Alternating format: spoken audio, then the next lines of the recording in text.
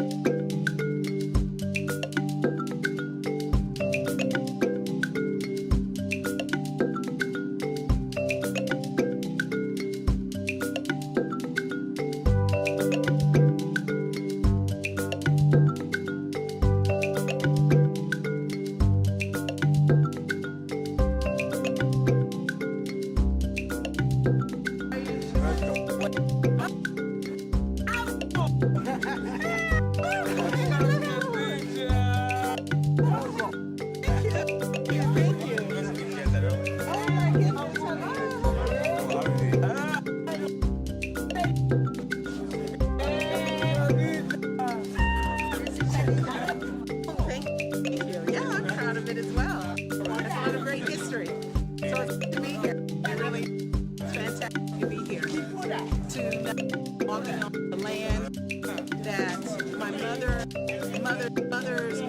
mothers actually walked on, yes.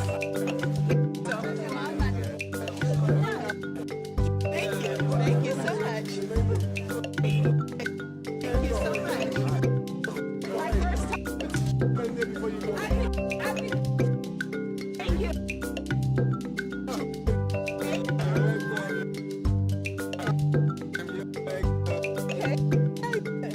My brother. Okay. Yeah. Absolutely.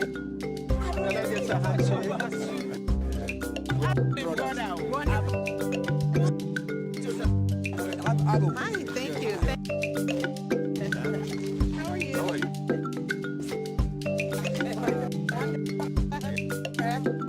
And this is my friend here, taking me over here, so.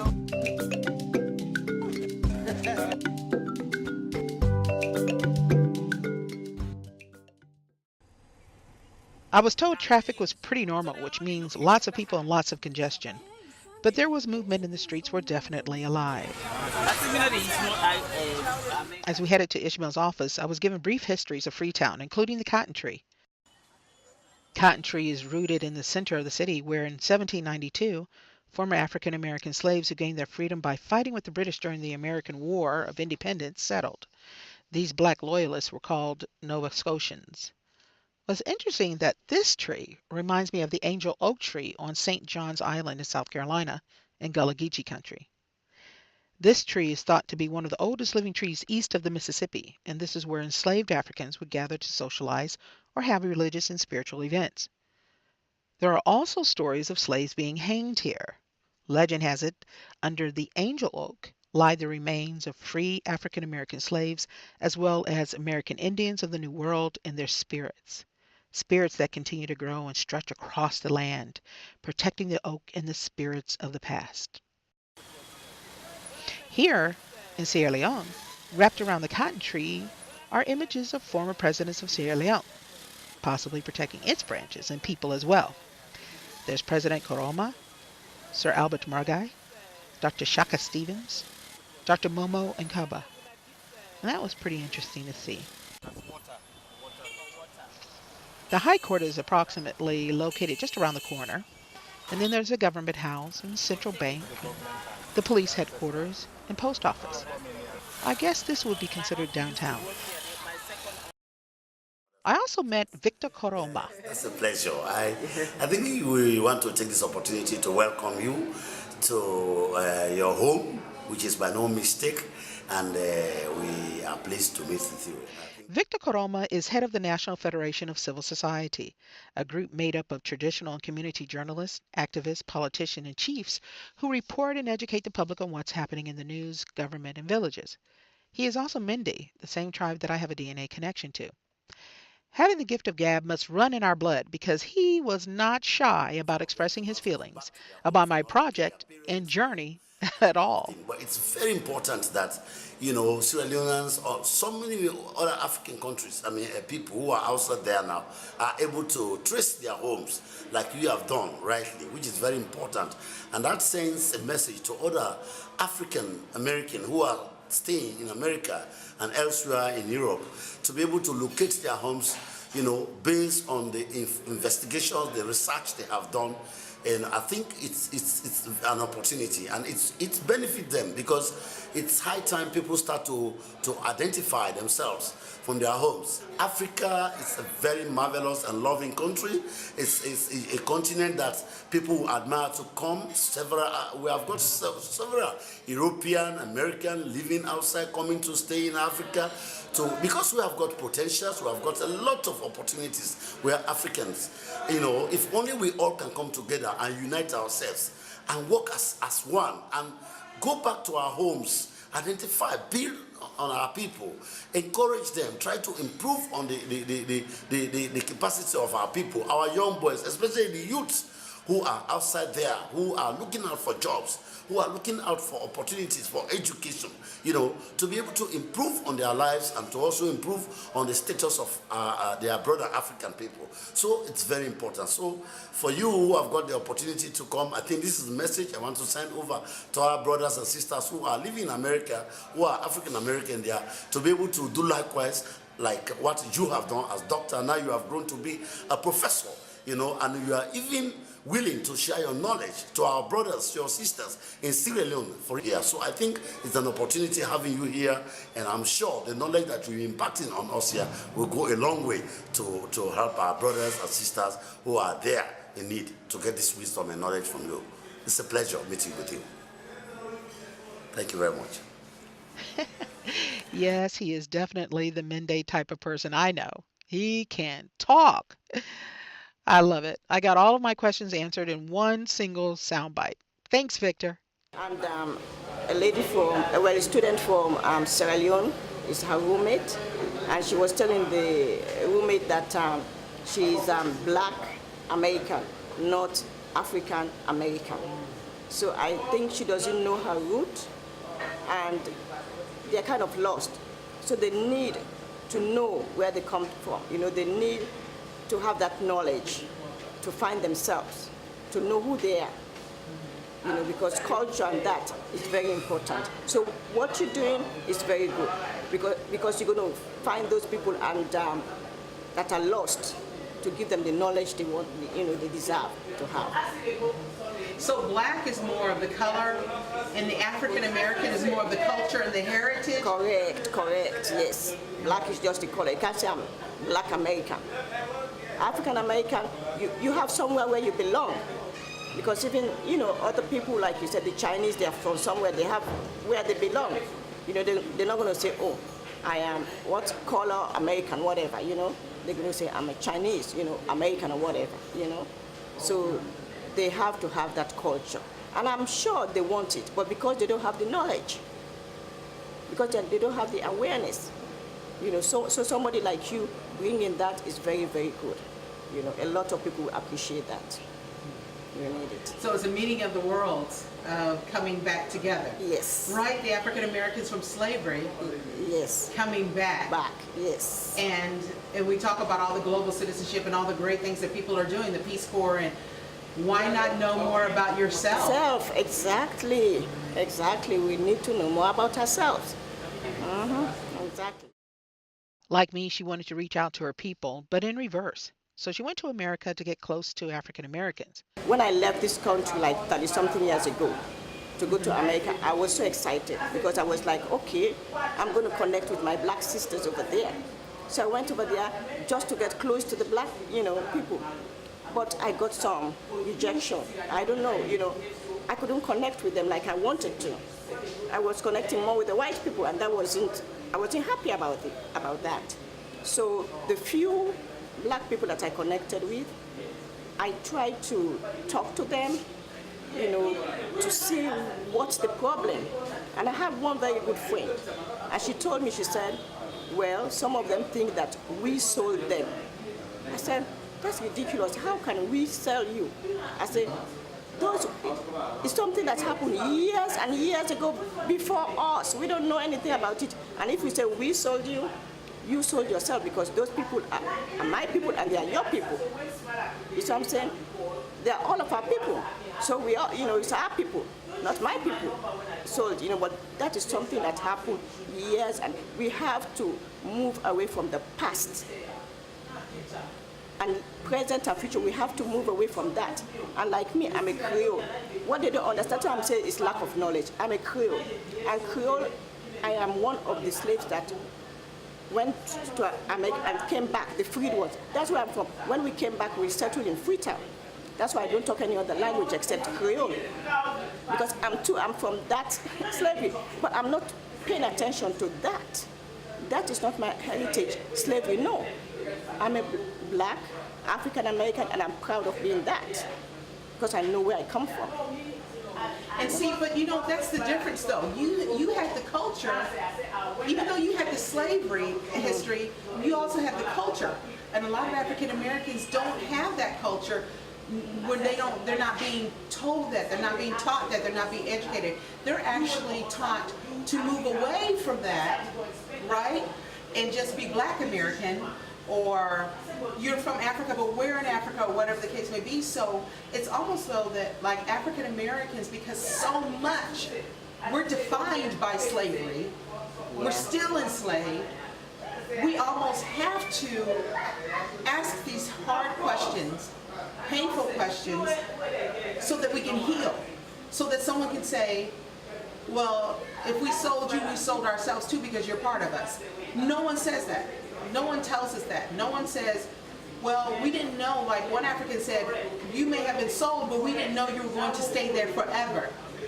Some of us believe that you all were coming back, and we never came back. So that history that you're talking about, we don't know about. So therefore, we only know what we're being told. I know, I understand what you're saying, but that's what you're doing is very important. That's why I told you what you do is very, very good, because that's what they need. And like I said, the people that, the ones I come around, I try to tell them or to show them or for them to, to think better. And, and I have a few friends, Black Americans, who really appreciate now. In fact, they love our food and they eat the food. They just love it. So, and I get along with them well because I educate them and they understand. So what you're doing, that's what I'm telling you, what you do. We need more of people like you, to do what you're doing. It will help a lot of these African Americans, it will help them a lot.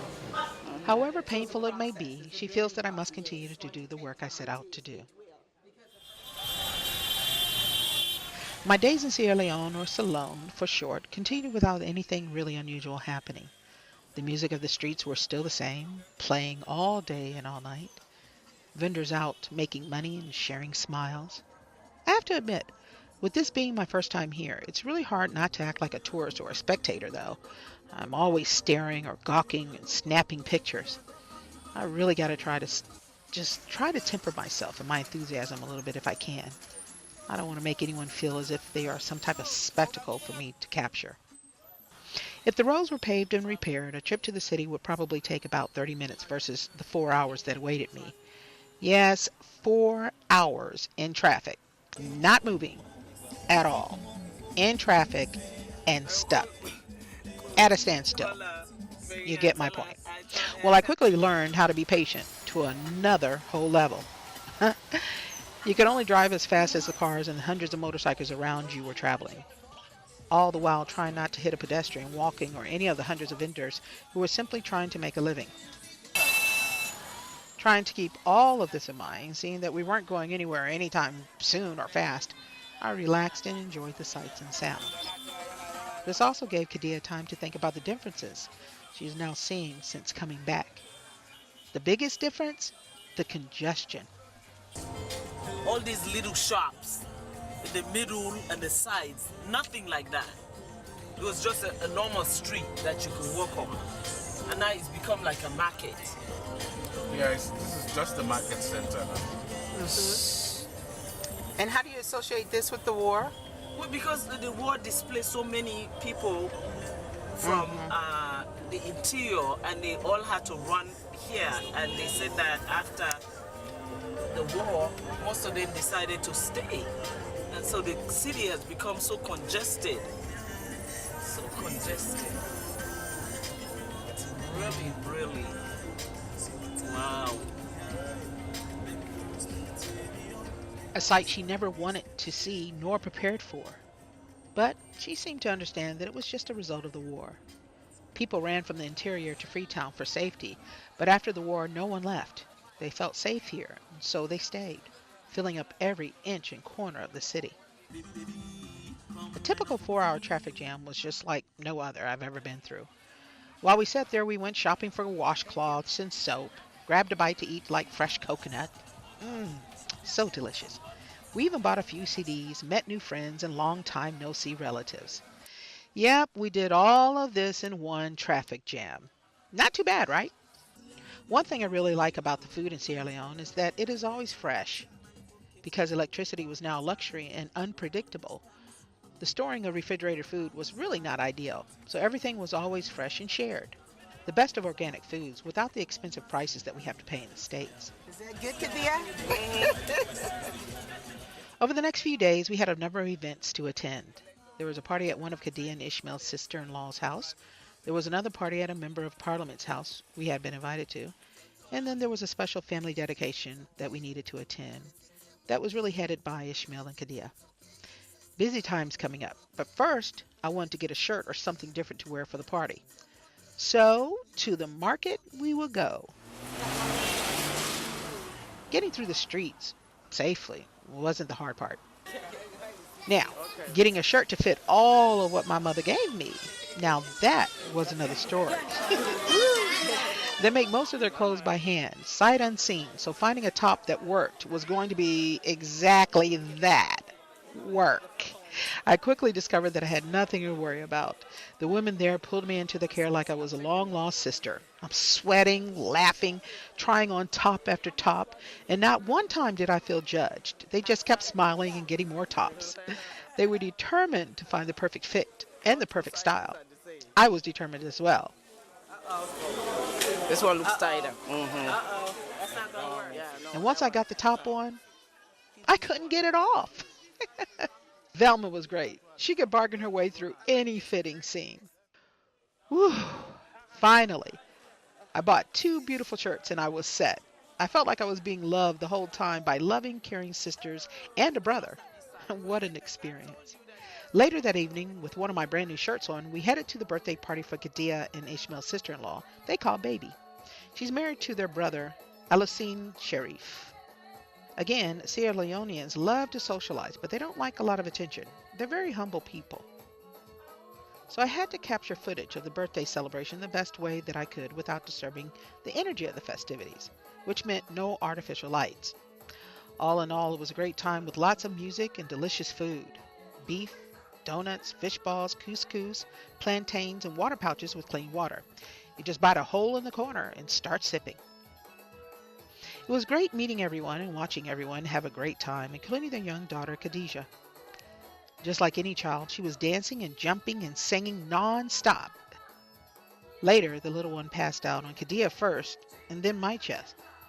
I just knew she had to have been tired from all of the physical activities. What I didn't know is that she had malaria and was actually in the middle of recovery. Sierra Leoneans deal with the risk of contracting malaria on a daily basis. They just try to do the best they can to take care of each other and pray.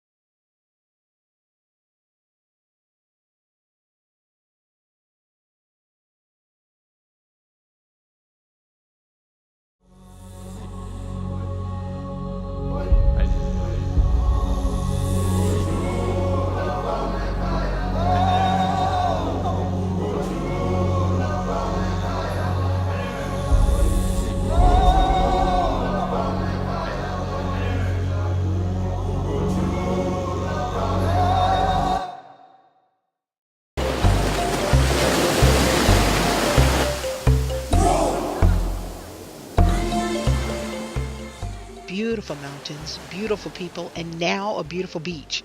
This trip just keeps getting better. So much for the plethora of jungle footage as the standard image of Africa that proliferates our media screens in America. This was an Africa that was beautiful. You don't really see a lot of this on television about Africa, about the luxury of having huts and beaches and beautiful water and, I mean, umbrellas, everything that you need to enjoy the beach, food, drinks, everything right here. And it's absolutely gorgeous.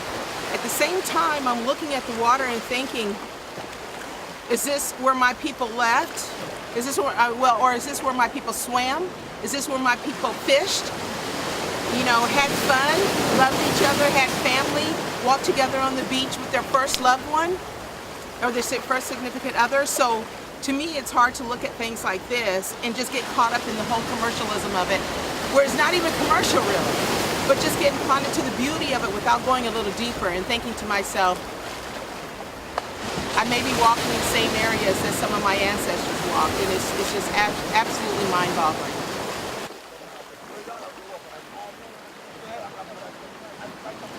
It's amazing. It's amazing to hear the water and to hear the sounds. The same sounds that took our people away are the same sounds that's giving me beauty and enjoyment. So it's very, very confusing at times, but we'll see. As I watch the ebb and flow of liquid history, my mind wanders to how the past connects to me in the present. Is this where my people, my African family stood? My thoughts were softly interrupted by Lama Ba, an engineer and assistant who works with Ishmael. He was fascinated by my camera, so I decided to record him and find out a little bit more about who he was and where he's from.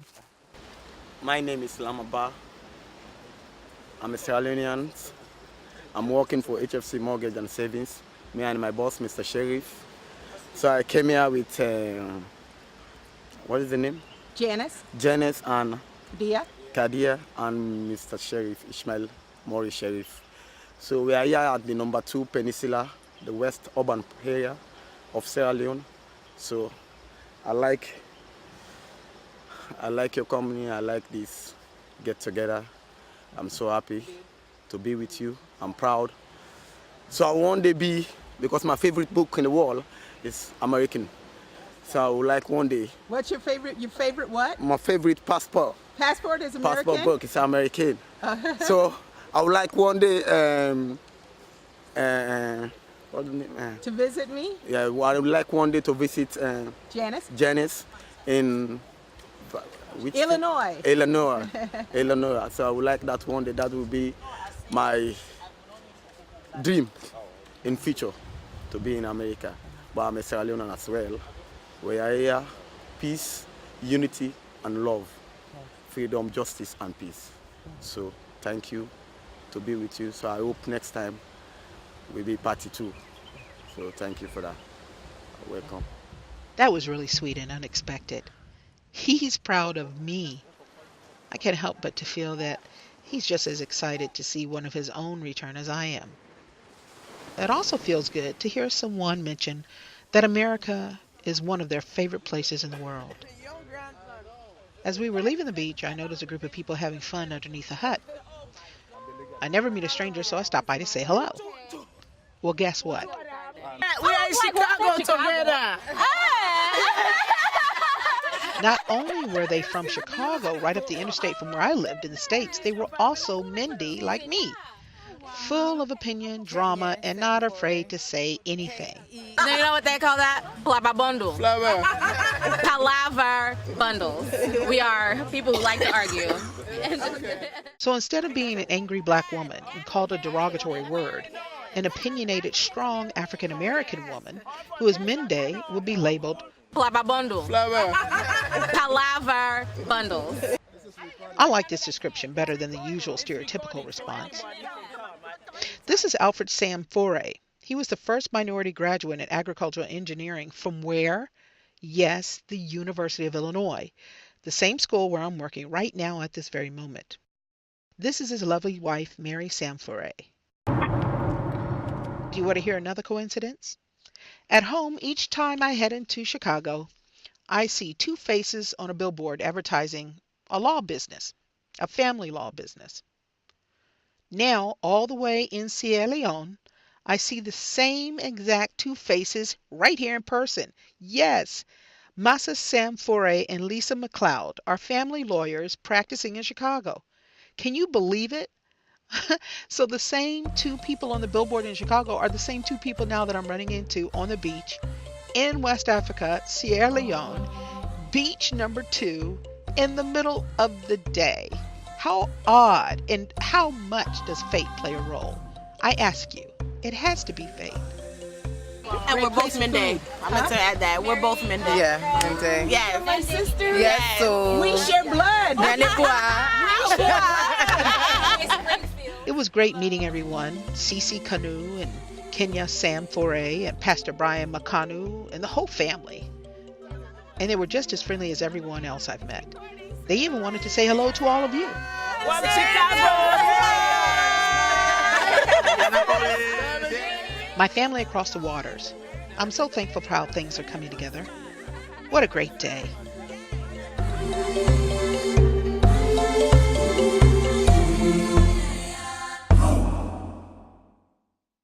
Later that day, Samuel finally showed up again to go over some shooting lessons. And I hadn't really seen him since I landed at the airport. He's joined me today. He's going to be helping me shoot this project, and I'm so glad to see him. He lives about 10 miles away. That sometimes can be about 3 hours to get here because of traffic. As you've seen before in the video, and as I've talked about before in the video. But basically, this is another breakfast. Every morning has been different. One morning we had a combination, would be spam and potted meat, but it was on the higher end from Holland. We had that with bread and rice. Yams and cocoa are huge here, staples. Staples in some areas more than others, but still a part of meals, every meal. So have I been watching my carbs? Absolutely. Have I been able to eat without carbs? Absolutely not, for the most part. Except for last night. We stopped by a real restaurant. My hosts have been so great to me that, and we've been through so much with lost luggage and that sort of thing. I felt that I just owed them a great night out. And we finally got Kadia's luggage. Ishmael has been driving us everywhere and been taking care of us. And I wanted to treat them to dinner. So we stopped at this one restaurant, and I had, of course, seafood. I love seafood. And I had these huge prawns. They're absolutely wonderful. Most things are grilled, stewed, boiled. Very little, very few is actually fried. Oh, that's the telephone. Now, speaking of the phone, every single time someone calls me or I call them, they use up a lot of units. So hold on. Samuel made himself at home and continued to practice taking shots with my camera of me and the complex and the beautiful foliage. He's from the Moyamba district in Mende, just like me. Well, our family migrated from Moyamba to Waterloo. So there they give birth to us. So what's the language in Waterloo? Creole, Timni, Limba, With him being from the area, I thought he might be able to tell me why it was so challenging for me to take pictures of people around town. The reason is that people are afraid because people have been coming before this day, taking their pictures, make money out of them. So now they were aware that, no, this time we don't take pictures because you don't make money out of our head. They refuse. Sometimes if you point a camera at someone, he will nearly want to slap you or abuse you. But if you talk to that individual and he or she understands, then she will allow you to take the picture. It has been happening all along, so people are afraid now to take pictures without their consent. Or rather, allow you to take their pictures without knowing what you want to do with it. So that's the reason. I feel very American, but very African American in a lot of ways. But sometimes you don't want to give people the wrong idea because you are, you don't want to sound like you're betraying America or your Americanism. by longing for something else. And I wonder, and that's so different for Black Americans because I'm sure none of the other aggregates have this issue. They embrace their Italian American, they embrace their European American, they embrace their Chinese American culture and heritage. And for us, it's new. I mean, we don't know anything about Africa other than roots and whatever else you can research. But so I'm torn sometimes of what to say, what not to say, because I don't want to give off the wrong idea that I'm not proud to be an American. I think that I'm moving to the point where I'm extremely proud of being an African American. I'm realizing how far we've come by being here. I've realized that for whatever reason, our people survived and made it to America and lived. Someone lived because I'm here. So everyone didn't die during slavery. Someone lived. The strong lived. The ones who were given mercy lived. The ones who were meant to live lived. The ones who died for reasons or no reason, things along those lines. But to see where, on my mother's side, where we came from and where I am, lets me know of the struggles that are still going on and the struggles that went on to get me to where I am. So I do feel a sense of obligation and responsibility on a global sense to take what I've learned in America and apply it to the world. Sierra Leone, to apply it to Africa. Other people do it all the time. They join the Peace Corps. They're missionaries. They do it all the time. And so I guess I'm no different, but it's a different way of thinking for African Americans. Why is it so emotional for you? Such an emotional experience. You have this emotional reaction sometimes to it that just washes over you. Not look like the usual visit to a place like this. What are you doing here? Visiting my father. What kind of crime could the father of an angel ever commit? It's a long story. I'm finished. Annie Williams, The phones are written. guilty as charged. I think it's because And I've decided these are words that I've never said before. I will. And I live by words. I'm a journalist. I'm a teacher. And I've never said these words before. So therefore, I have never tapped into the emotion that's connected to these words before. So it's like all of a sudden being rich. You cry because you're happy, but you're rich, but you still cry because it's something new, something different. And I think it's different. I guess, when you have certain feelings, a form of validation comes with that. And the validation has to come from within me because I don't see anything else validating what I feel. I don't see anything else validating what I'm doing and what I'm trying to do. And telling the stories for people, all people to see, to feel what it really is to be African American. The things that we've held in, the times that we have marched peacefully, and holding so much inside. Where do we put it? Where do we put it? Do we put it in a book that only the people who already know are going to read? Who else is going to read it? I mean, I don't really know, but I'm not really sure why I'm so emotional sometimes. I think I'm in the process. It's still kind of surreal, but I think I'm getting to a week now that I've been here, and I feel that I'm starting to relax a little bit more, and so I'm able to feel more, not just the logistics and going here and there and that sort of thing, and the hustle and bustle, but also just dealing with my own emotions about it, that you can't predict, Was it anything when you thought about coming, is it like anything you imagined would be? Oh gosh. Well, I did a lot of research on the internet and books and read books and that sort of thing. But no, it did not prepare me for this in a number of different ways. It didn't prepare me for, number one, the beautiful, absolutely beautiful beaches with white sands and the water. It did not prepare me for all of the food that's so much like the food that I grew up on, with the greens, they're made differently, the spices, that my mother used to cook so much, and the seafood and all of that. And so it's the same thing that we've eaten, just in a different way for the most part so far.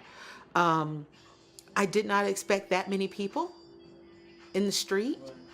I did not expect, I thought to myself, you would have look at entrepreneurship. Everyone here has to be an entrepreneur because there are no businesses and corporations, so they have to come up with ways to make money. So here you have poor people selling to poor people, and poor people actually buy from poor people.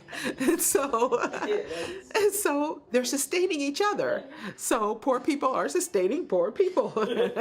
I found that fascinating.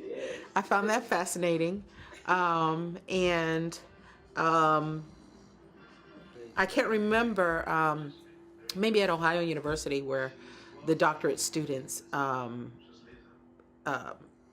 colleagues from Africa, embraced me. Africans would embrace me in school during my PhD and my master's. But on a personal level, I haven't had that. And so that was very different. And I feel blessed. It humbles you. It really does humble you, in the fact that people are so good, in their hearts and in their spirits, in that it seems like, it feels like when I talk to other Sierra Leoneans, that they want to comfort me and they want to welcome me. And it's like they feel my pain and they want me to make it better.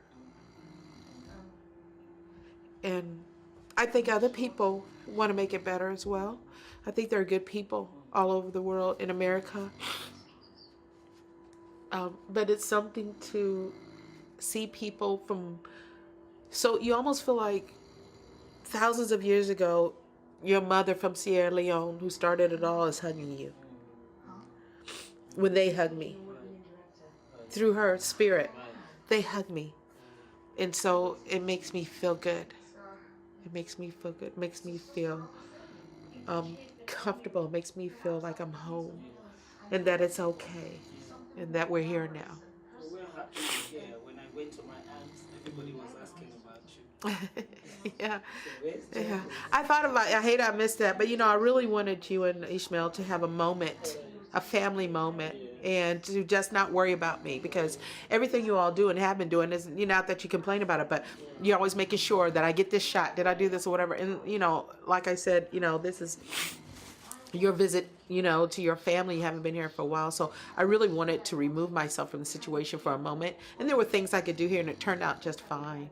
But I look forward to continue to meeting other people. So I think this will be a healing process. And like today, I was fine. I was here by myself. I figured out how to unlock the doors, which are different because you have to turn it 10 times to get it to come out, and 10 times to get it to come back in. And I'm just getting used to everything and everything. And it really is beautiful. It just completes the picture. It helps complete the picture of African American, and I think that all Americans would want that for us. I believe all Americans would want that for African Americans, for them to feel wanted and loved the best way that they can, which is also knowing where you're from and that sort of thing. So I think that's really good. Yeah. Yeah. So. Okay. Thank you. So I was beginning to feel more comfortable, right? Or perhaps I spoke too soon.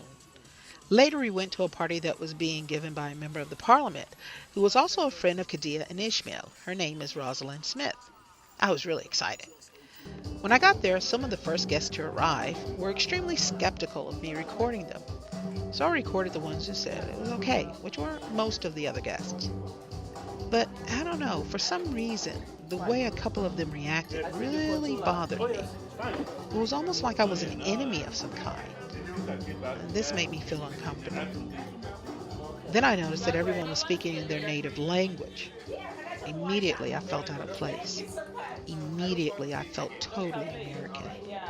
Immediately I felt that I didn't belong. So I quietly walked outside to the car. So, this is the first time I kind of felt a little uncomfortable, and I think I'm at this event. It's really great. People are really wonderful, but I don't understand the jokes. I don't understand the language. I don't understand the culture that are connected to the jokes and things along those lines. So I'm just kind of learning and listening. It's almost like being at a party where you're a guest and you don't know anyone. It's kind of like that. So I just wanted to capture that on record.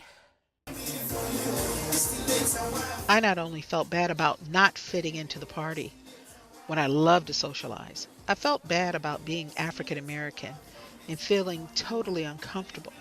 So I was uncomfortable about feeling uncomfortable. But I made my way back into the party and tried to make the best of it. And I'm glad I did, because the host and her family and friends saw to it that I got up, moved around, ate good food, and enjoyed the music. And I started feeling a little better. Actually, a lot better. And this little guy became a wonderful escort for the rest of the night. It's their son, Raymond. He wanted to sit next to me for the rest of the evening and take lots of pictures of us. I thought that was cute and sweet. And he and everyone really did make me feel a lot more comfortable. You know, I hadn't expected that earlier reaction, but I think it was a good lesson that kept me on my toes.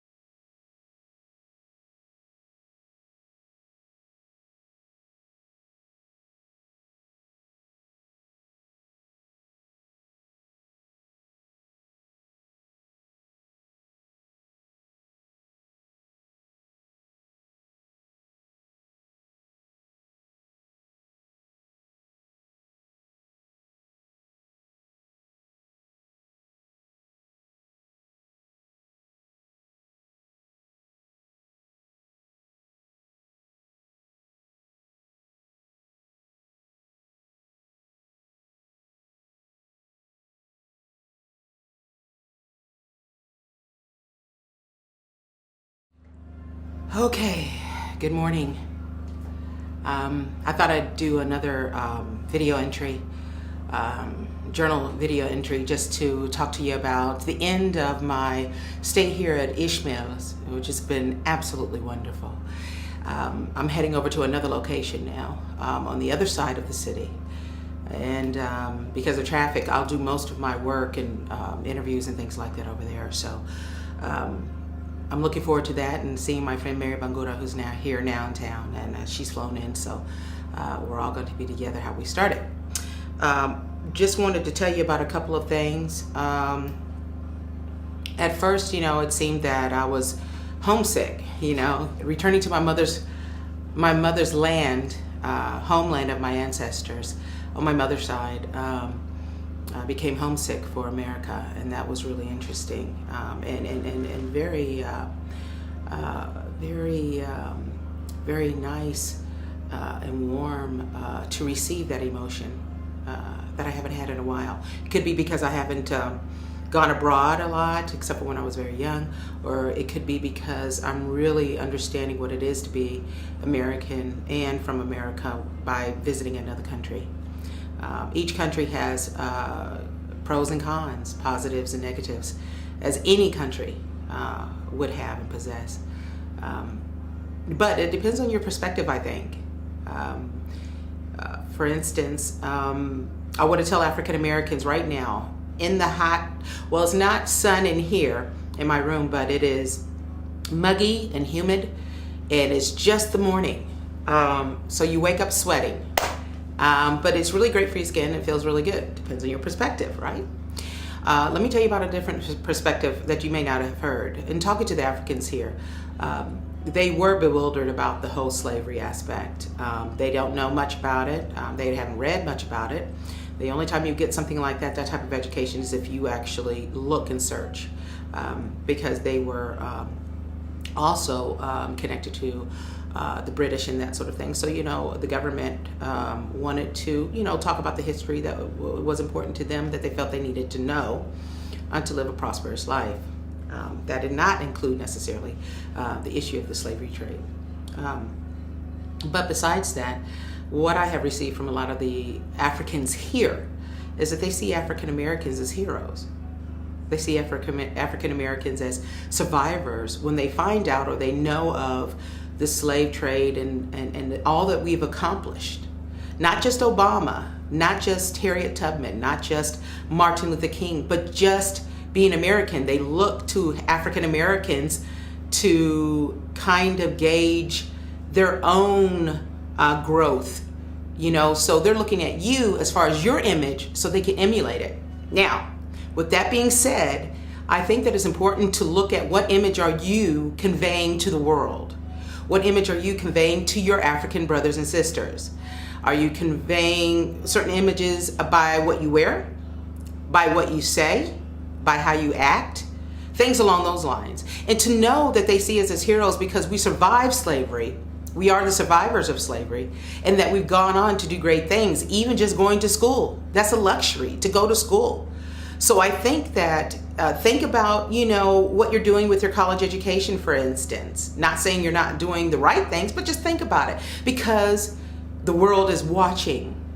You're important to the world and its narratives and its dialogues of how they see African Americans, because African Americans are one of those groups that they think and they see and they perceive as they've made it. They did not even realize that they were poor blacks in America. Can you believe that? So, because America also has its own, idea of a dream come true, right?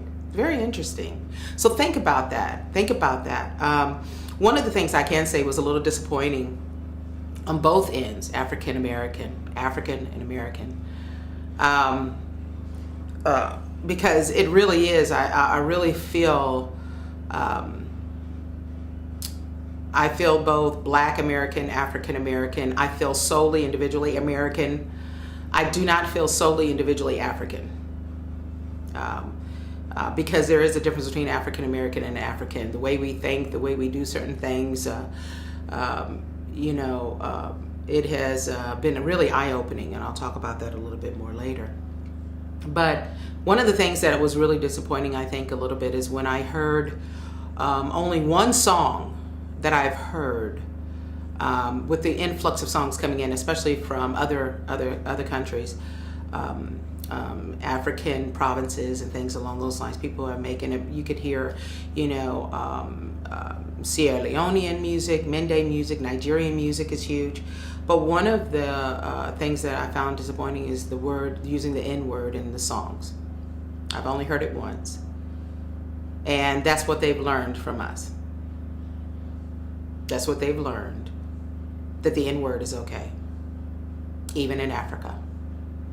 They don't even use the N word. It's not even in their language or their vocabulary. In their vernacular, they have no idea what N is for. When I say, they're like, what is that? But they've learned it from our music. So again, I think we need to take responsibility and accountability for the messages that we give the world. And then we can criticize once we take care of our own messages. I think that's a good lesson. Think about it. Think about it. It has been wonderful here. The beaches are beautiful. I'm starting to get accustomed to everything. I miss my friends.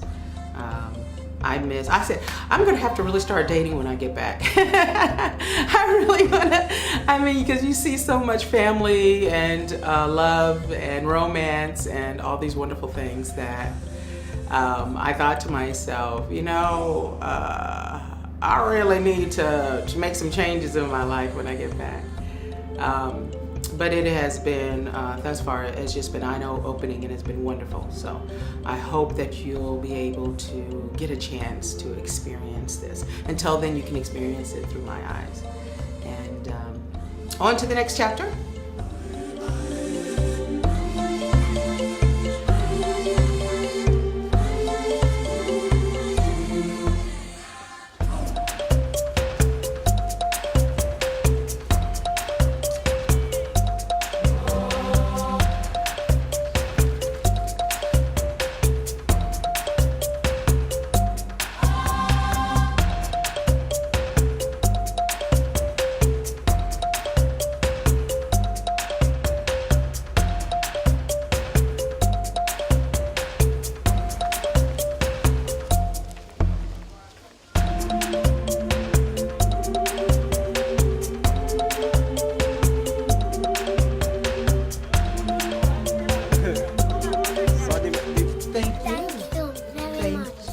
Thank you very much. Yes. Thank you.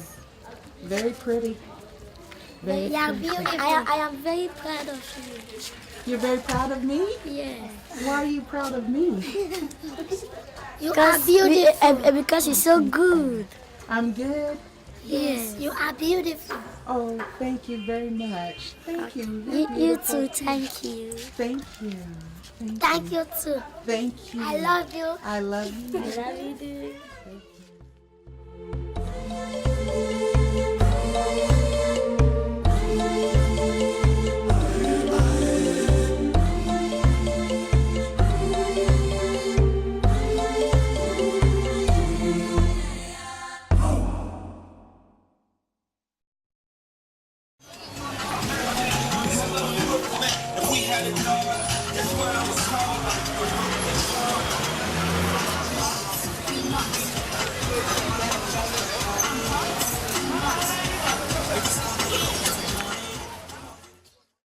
What on? I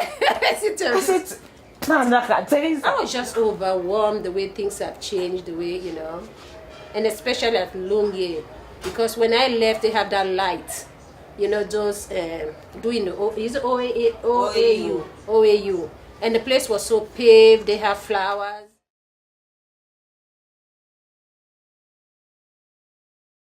Yeah, with the place, it's just the way it's been so deteriorated, and the kids, younger kids are selling stuff. When we were growing up, you don't see young kids selling stuff out there, You dare not. You're always home studying. Those are the big shock for me. I could tell Mary's trying to soak everything in, little by little. I was really surprised seeing that. My only hope is that Mary will see more good than bad, and will at least come away with some type of hope for the future of her people and her country.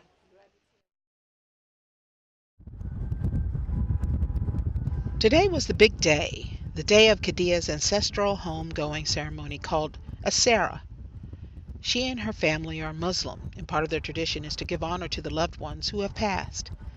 I didn't ask too many questions over the past few days because I didn't want to make this spiritual event a news event with me as journalist and them as subjects. But I could tell it was going to be something serious and deep. This will be the first time that I've been so close to an event, and a Muslim event at that. We didn't say too much in the car, just kind of sat there quietly. When we arrived, all of that changed. The first thing I noticed was a large amount of women sitting outside in what looked like a welcoming committee. And the cooking. Before the ritual occurs, there must be the preparation of food. This is one of Khadija's grandmothers, Haja Fantah.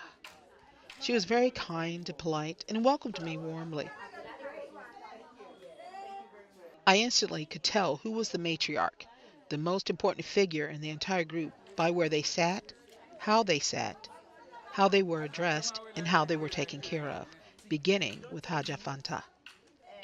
No matter who you were, out of respect, you are supposed to come and greet the eldest of them all first. Then you would make your rounds of greetings to everyone else, one of the many mores of their culture. I followed this type of routine and ritual without a problem because we sort of do this at home. As I looked around, trying not to make everyone and everything a spectacle, I saw how the women were interactive, yes, but they were also demure in some ways, almost sitting as if someone told them to sit ladylike and try not to be too loud because it was unbecoming of a woman. I remember being taught this as well throughout my life, but not just from my mother, but from all of the women in my family, aunts, cousins, older female relatives. It was pretty neat picking up on this. Wait, this woman looks just like my grandmother or one of her sisters. I asked her if I could take a picture because no one was going to believe it. And although she was right in the middle of cooking, she patiently let me take a few pictures and a video of her. Thanks.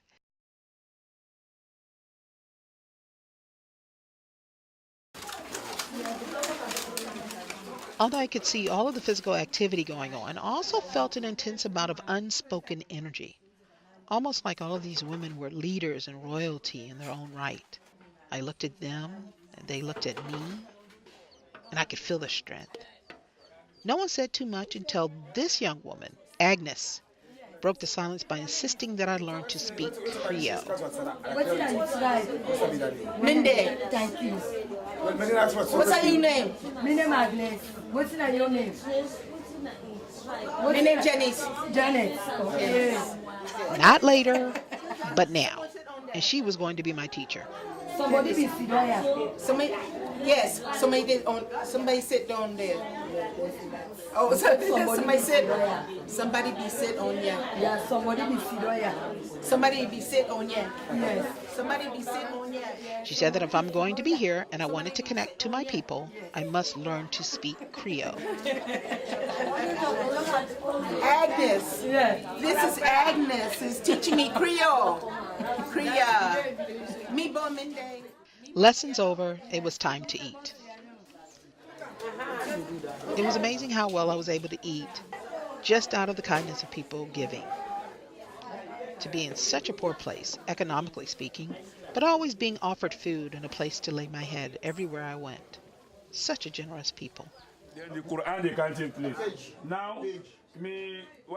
With our bellies full and me learning and speaking 2 sentences in Creole, it was finally time for the praying ceremony to begin. Fatiha.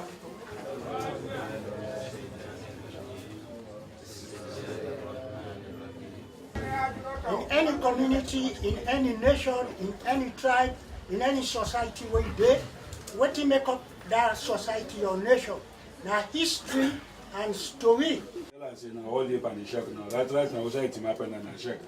Now we sheriff now will tell the sister. See right now we say my pen and a check. Because now she don't and he inside with me. So now we tell them. They said that you are part of the. They say, oh, thank you. After the end of this one, you have to give speech.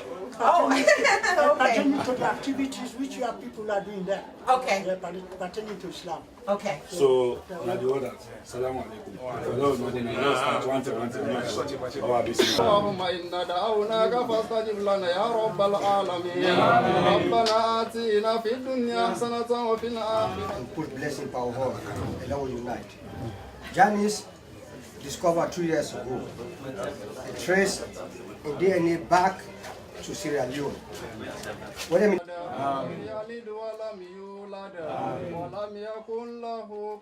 It was an amazing event to witness. I thought of how I have always felt a need to remember my mother and other family members who had passed on with a special ritual like this. But I don't know, we just don't have it. I don't think many African Americans do this as a tradition, except for maybe in the South, like the people from the Gullah Geechee culture. They continue to uphold and protect the Africanisms by participating in similar rituals, but from a Christian platform. Well, everything was just beautiful and very serene. At the end, they said a special prayer for me and my project, and then the women made sure that all of the praying men received extra containers of food to take back to their villages. I asked and was asked to take more pictures of new friends, possibly family, and respected royalty of the family like this beautiful woman, one of Khadija's aunts. And this family. This lovely woman was especially connected to me, not just because we were both Mende, but we both had a gap in our teeth, which is seen as like a beauty mark, and she was very sweet.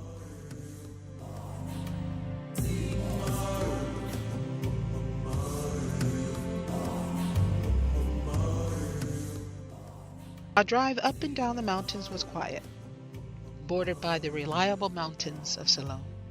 A new highway is being built, sights I expected to see, and when we stopped by a grocery store to get a few things, I saw something that I did not expect to see, but had heard of.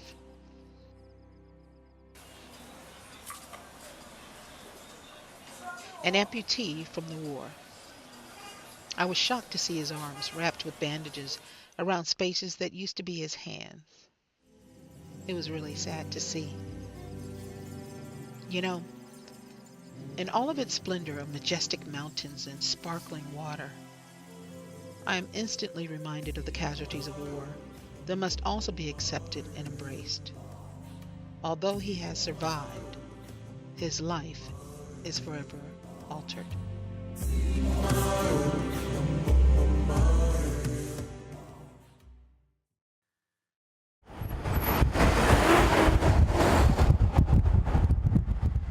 As a result of the war, and as a result of being one of the most impoverished countries in the world, technological advances still have a long way to go here in Ceylon. Even if technology catches up, people here may not be able to afford the services. Communicating with one another is extremely challenging. Counting on having electricity, for instance, each day is a gamble. It can be days or weeks without electricity. For the ones who can afford it, generators that run on gas are a good yet smelly option and not very healthy when used for long periods of time. Most of the people I saw on the streets had cell phones, but there is no service for voicemail. And the internet?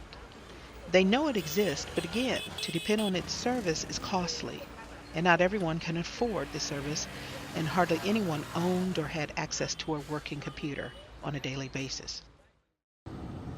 Juggling through the streets, heading uphill, we thought we would take a chance to stop by and visit Obai and Soko Kabia. They are from what you would call a royal family. They're the sons of the late paramount chiefess, Elo Koblo Gulama. Although she passed away in 2006, Madame Gulama remains an important figure in Sierra Leone. Her mother was Lucy Gulama and her father was Paramount Chief Julius Gulama, also both Mende. Her grandfather, Momo Gulama, was also a paramount chief of the Kayamba chiefdom. She was educated at the Harford School for Girls in Moyamba and the Women's Teachers College at Fora Bay College in Freetown. During her tenure of ruling, she became the first elected female member of parliament in Sierra Leone and all of sub-Saharan Africa. And during the government of Milton Margai, she became Sierra Leone and sub-Saharan Africa's first female cabinet minister. Needless to say, she accomplished a great deal.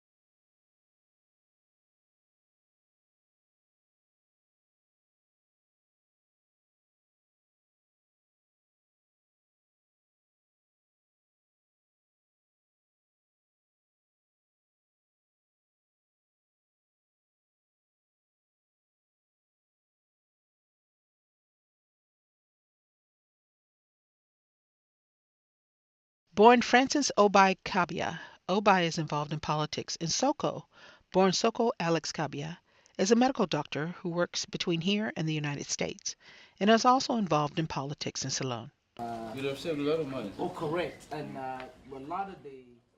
My grandfather had this young, bright, again, up-and-coming daughter, very brilliant, that went to a missionary school in Myanmar, the Harvard School for Girls. Yeah. Okay. And when she finished Harvard, she came to Teachers Training College here. She was the first female from the provinces to go to school, to go to college. Soko and Obai told me that their mother's father saw something special in her as a young child, and so he began directing her path through education and politics, knowing she was destined to lead. The time was ripe for someone like her, and she made full use of that. And as the conversation progressed, I could see how proud they were of their mother and all the good things she had done for this country and its people. I don't think she had any choice because I had to be born.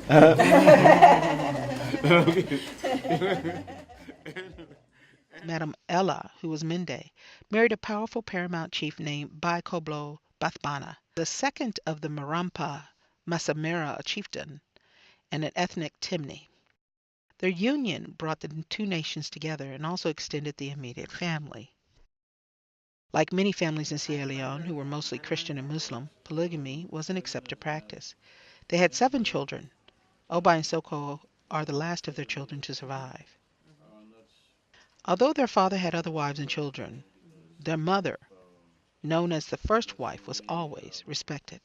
For us as children and grandchildren, she was a figure we all looked up to, and we could always rely on her as the center of the family. And it seemed as if she,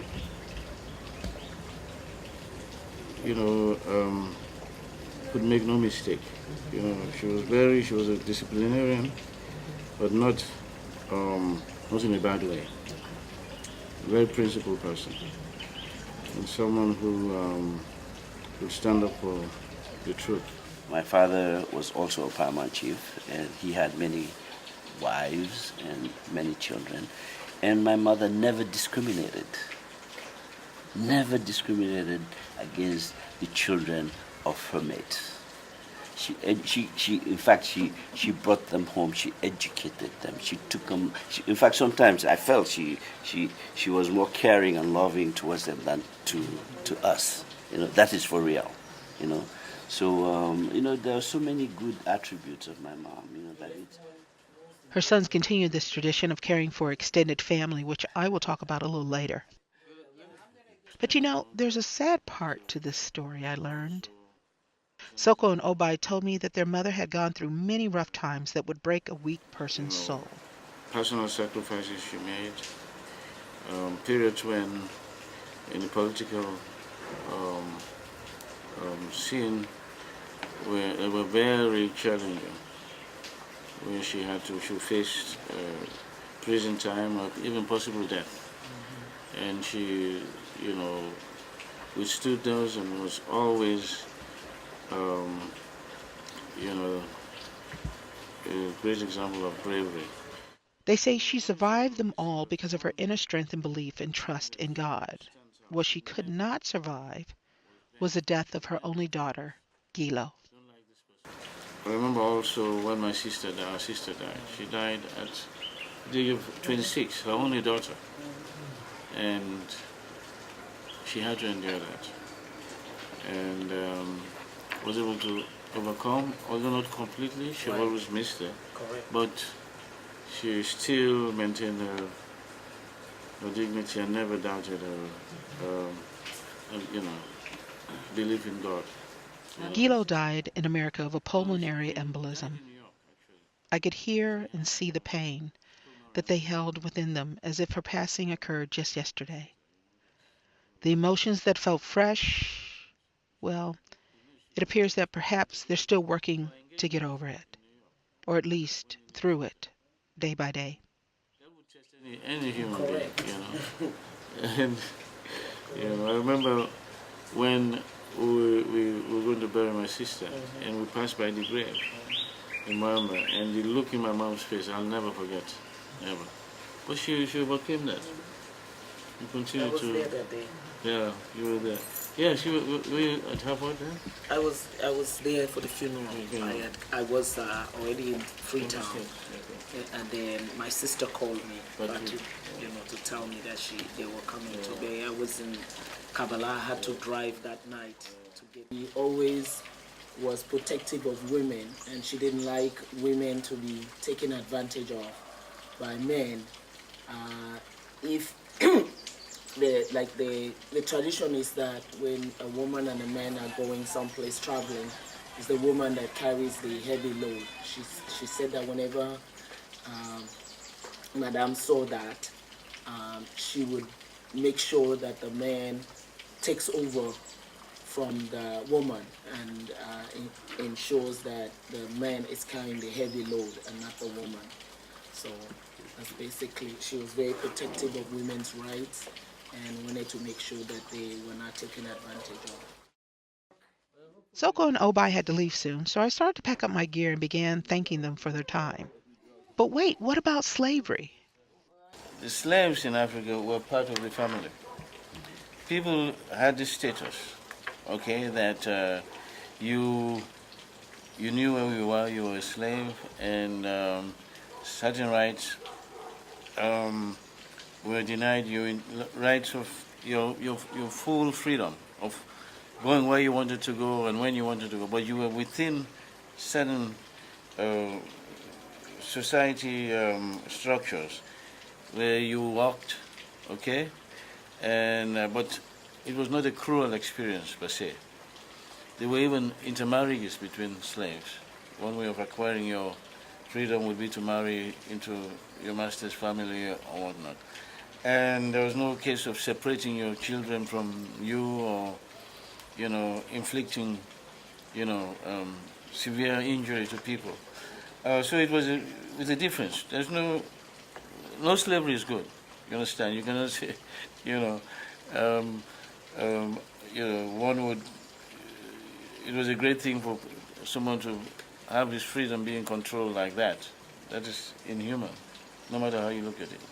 But that cruelty was not the hallmark.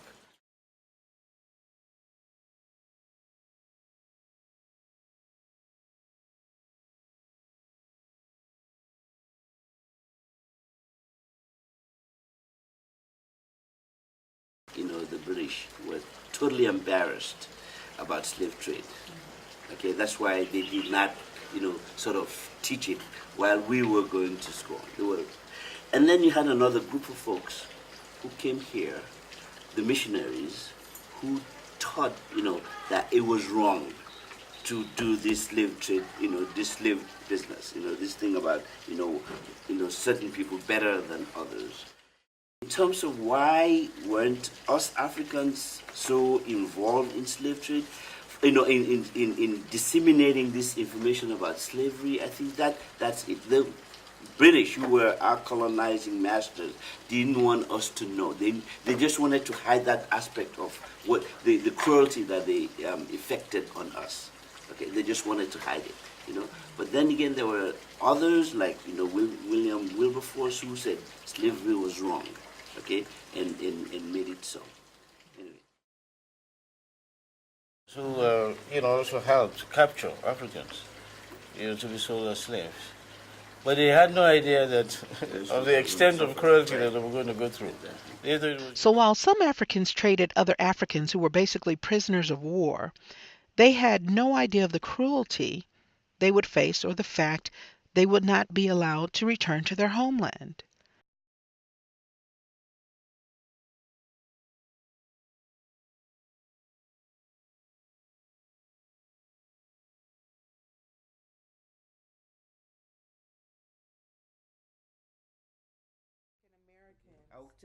Will see will feel I did for an interview.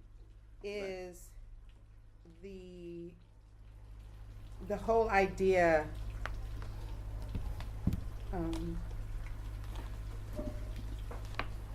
Yeah, she's been.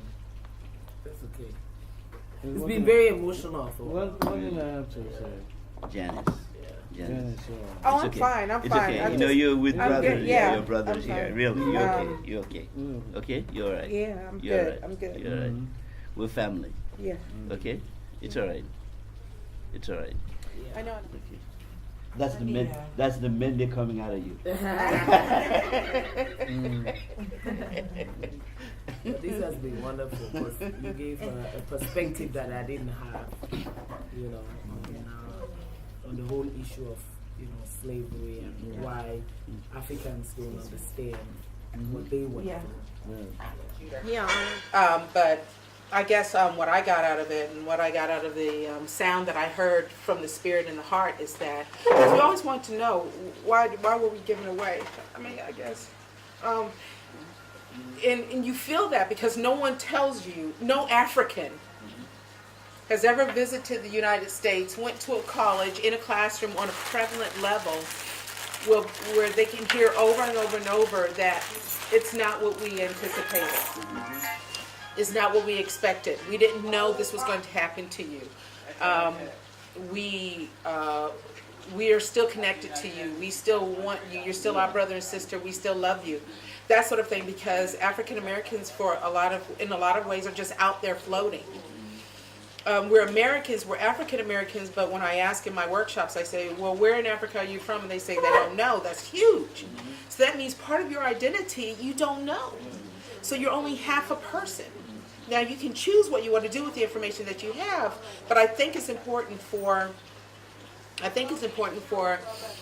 Africans to connect with African Americans so that the healing can be done. But we always have to persevere, have to ensure that people are educated and people respect one another and respect every life, whether it's black or white, and recognize our kinship, recognize that we all belong to the same human family, recognize through DNA has proven it. We all know that we're all, same people. And in particular, African Americans have done so much of service to Africa. The civil rights movement didn't only have its impact in America, worldwide, and even in our society. Independence of Africa emanated from the struggles of black people in America. A lot of our leaders who went there and experienced discrimination and learned about abuse of civil rights came back and agitated for independence in Africa. That is the effect. That's the other side of the coin. So we have this in common. We should all strive together to work together for the sake of humanity. And our own struggle is your struggle. Your struggle is our struggle. And in the greater human sense too, President Obama would never become president if white people had not supported him. You see, so we're all interrelated, interconnected, and this is what my own personal experience. That's what I believe in. That's why I'll fight injustice, not only in America, but even in my country as well. If I see injustice, if I see abuse of power, I will always be the first to speak out.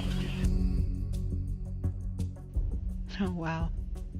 I've laughed, cried, and now I finally got the chance to ask the question and questions I've always wanted to ask my entire life.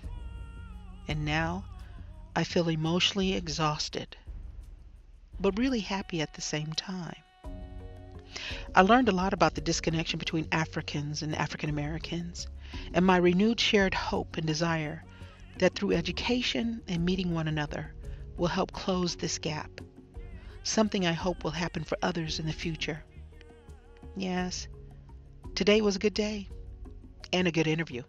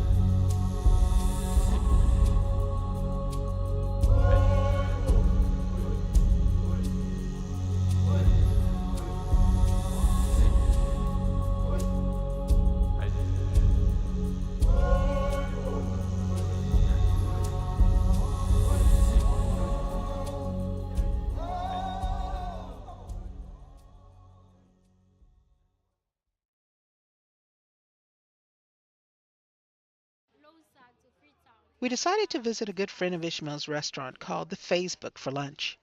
The food was traditional Western food and delicious, and it was a really, really nice place. A young couple sat down to talk with Kadia, and I overheard them talking about the mining areas, a subject I really wanted to know more about, since learning of the conflict diamonds or blood diamonds and the wars to control the natural minerals in Ceylon. Jaka Jusu was from Sierra Leone and based in Sierra Leone. He worked for the Electrical Mutual, a mining operation of peroxides. Thinking of the mining industry in this country brought to mind issues of child labor and exploitation, as well as the Civil War. Without insinuating too much, I asked Jaka if there had been improvement in the mining business. I believe the emergence of the mining industry in Sierra Leone has been a major contributing factor to the rapid developmental trend which the country has taken for the past 5 years. You know, the introduction of the National Minerals Agency by the government of Sierra Leone has ensured that the country is now in a better position to benefit a lot from its natural resources. Because of the establishment of this agency, the level of awareness amongst Sierra Leoneans, has increased, and the country stands to gain a lot now. The communities and the country as a whole, we stand to gain a lot. So I believe it will be safe to say at the moment the country gains a lot from its mineral resources than it was some 20, 30 years back. Jaka has been working in this mining industry for about a year now, which really isn't surprising since it's mainly a male-dominated occupation. But how is it for women? Jaka's wife, Esther, works for the London Mining Company. This company has been in Sierra Leone for about 9 years and mines for iron and ore. Yes, we have very few women, especially in the engineering sector. You will not find so many women there. In other areas like procurement, administration, but in the mines, as in the mining sites where they do the mining, there are not so many women there. Yeah, but in other areas like the administration, and because we have a head office here in Freetown, you'll find a lot of women there. But in the mining sites, it's purely men, most of them. Yeah. Okay. And so, how has it been? How does it feel to it? How has it been for you?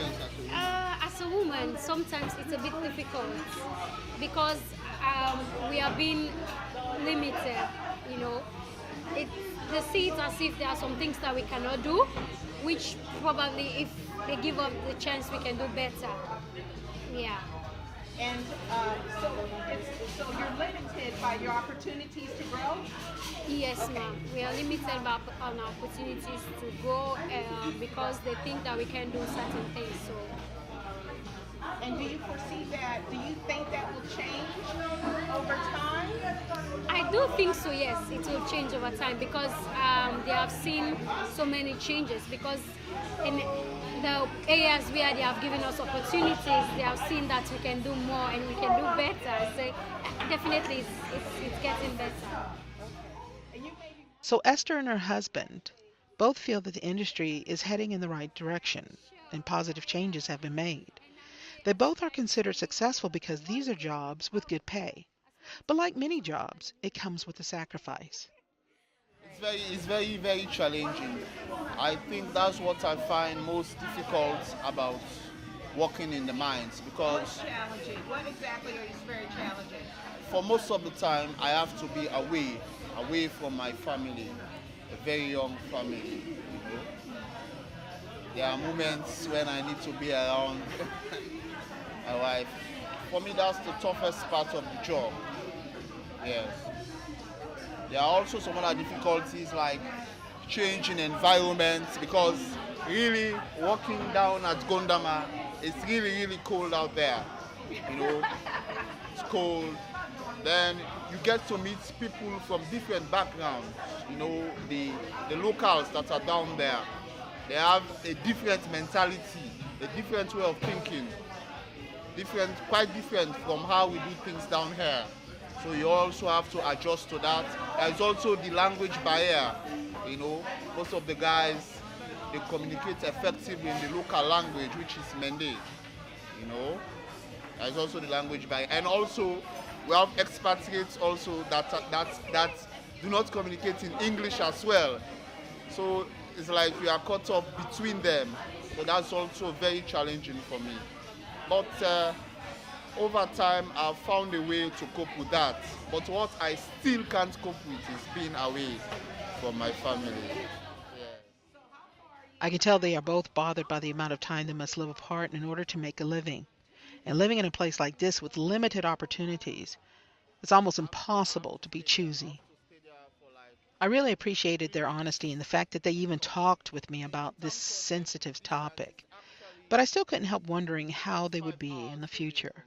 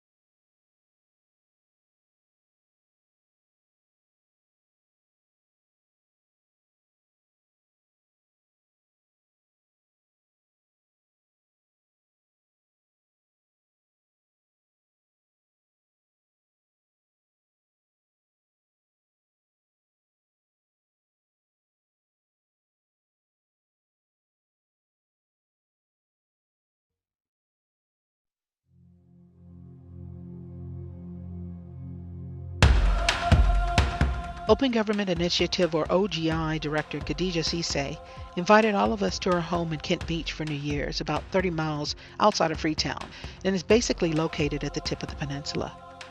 The trip there was full of mountains and dirt, beautiful to me. I'd never heard of Kent Beach, and this is quite surprising, since Kent Beach actually played a major role in the slave industry. Slaves were held here by Portuguese slave traders in what they call pens, up to 500 slaves at a time. A coastal fishing village, the major industry is fishing, coal mining, and tourism, and it's known for its large beaches.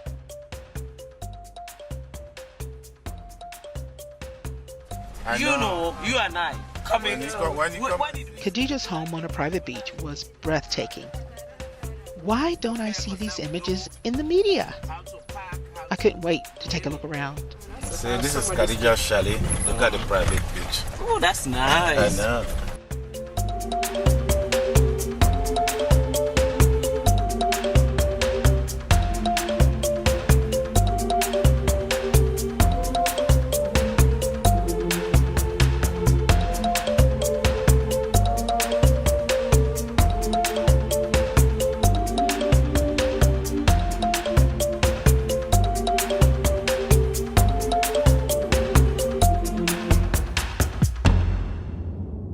When I came over here, this place was a forest, not a zone, I've been bush.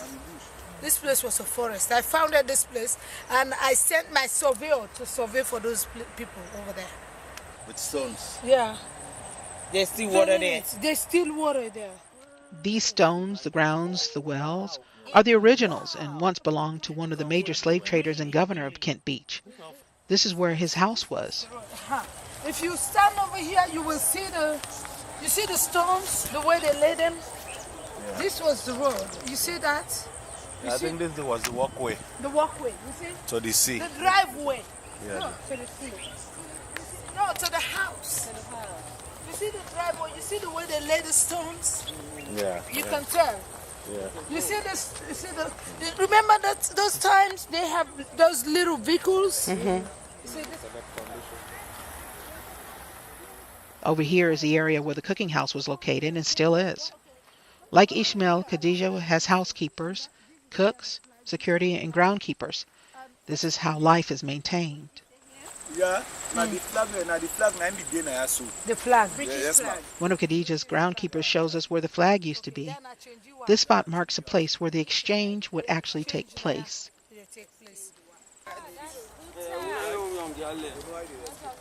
If there's a service you can provide to someone, you can make money to take care of yourself and your family.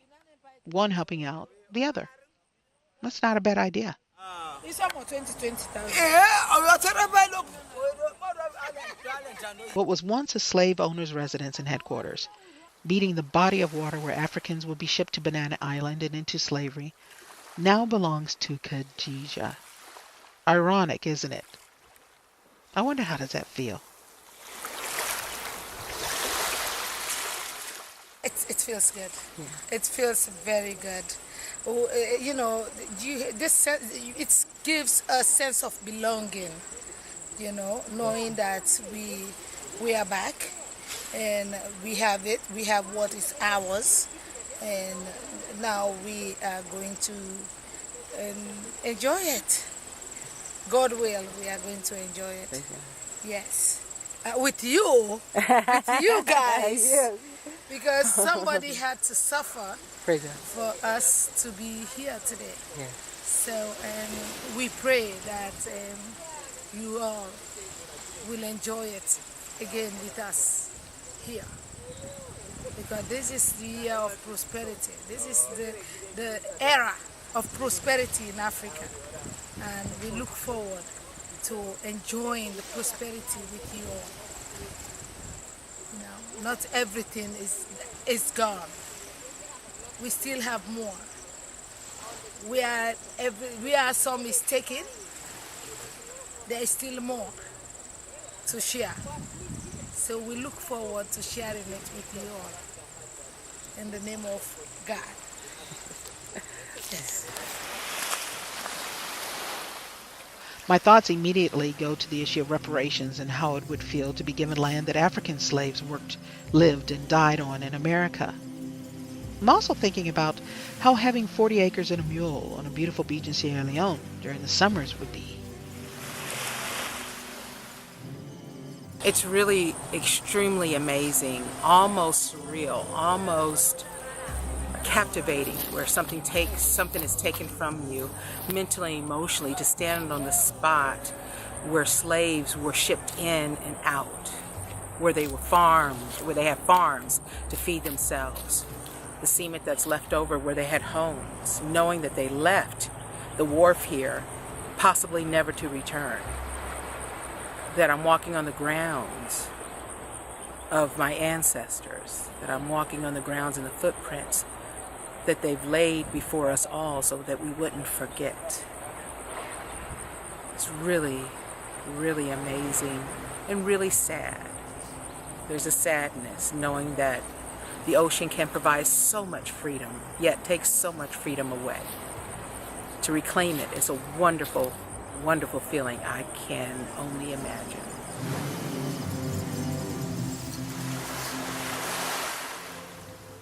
Even with all of the atrocities from the past, this is a beautiful place with a peaceful feeling now. It's really hard to believe that such crimes against humanity took place against such a beautiful backdrop, but they did.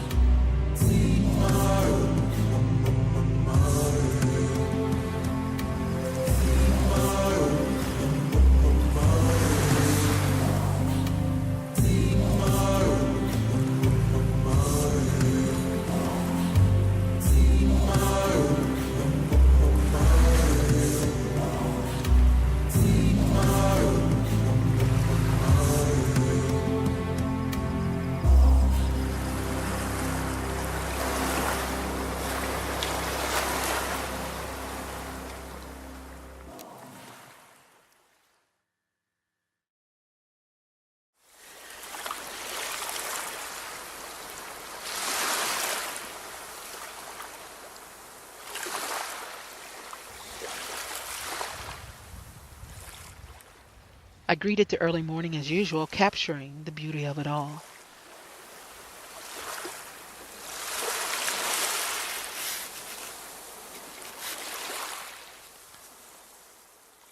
Before leaving Kent, Khadija arranged for us to have a tour of the area that we were not able to see last night, a part of the history of the slave trade that was important.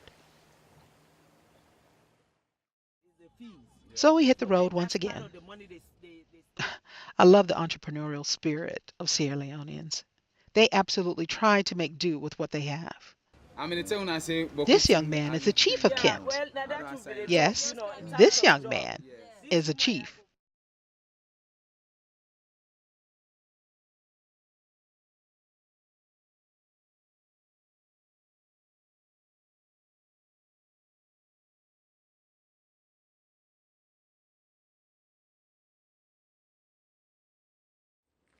We arrived at what was called the Gateway, where a young group of men met us. They are going to be our tour guides for today. This area was where African slaves lived first. Then they were enslaved and housed here. And then later, these same buildings were converted into churches. These are the original bricks of the gateway opening to the church area.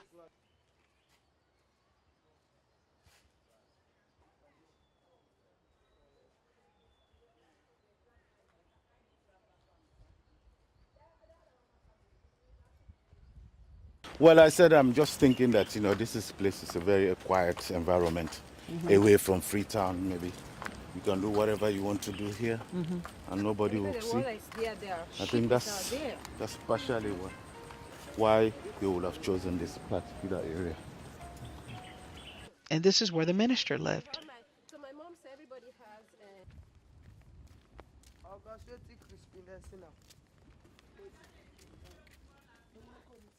As you can see, this area has not been cleaned up since the big party last night, but I'm told by the afternoon all of this will be cleared away.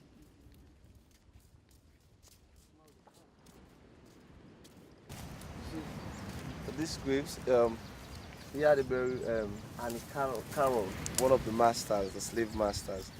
These tombstones mark the resting places of the past, of European descent, and across this bridge, the remains of Africans.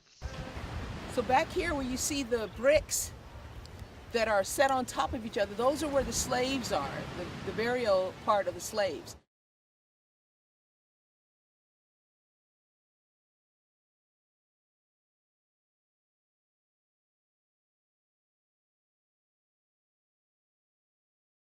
So they just squeeze them like this, just bent like this way when they bury them. Hard to believe how they mutilated the bodies even after death. Religion appears to frame the slave industry, an ironic portrait indeed.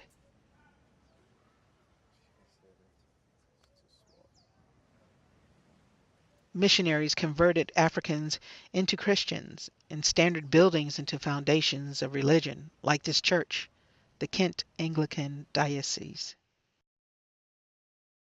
Renovations were done in 1901, restoring the clock that sits at the tip of this landmark and this, the original bell and mallet that was used to call people to worship.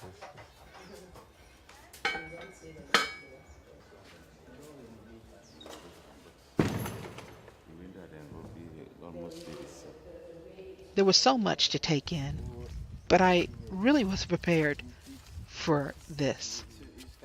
This is a church that was transformed into holding pens.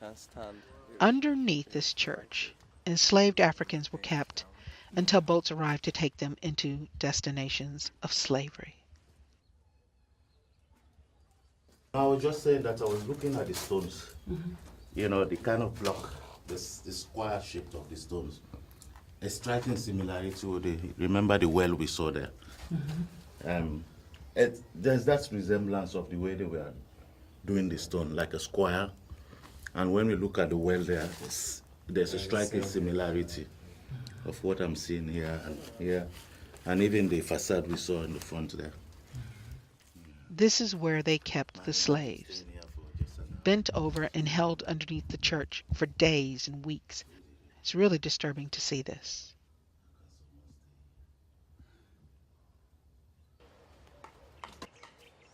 A beautiful yet emotional couple of days bringing in the new year.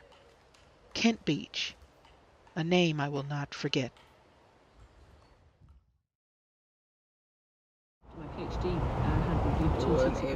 During our trip back to Freetown, Mary talked about her family's connection to missionaries in Sierra Leone.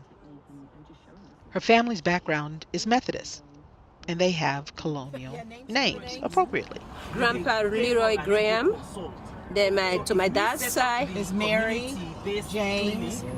Mary, James, Cecilia, Carrie. What's it? Then Andrew, Uncle Andrew. As colonial and African as her ancestors may be, she still finds it vital for African Americans to know about their roots. I think it would be a really good idea for them to come more.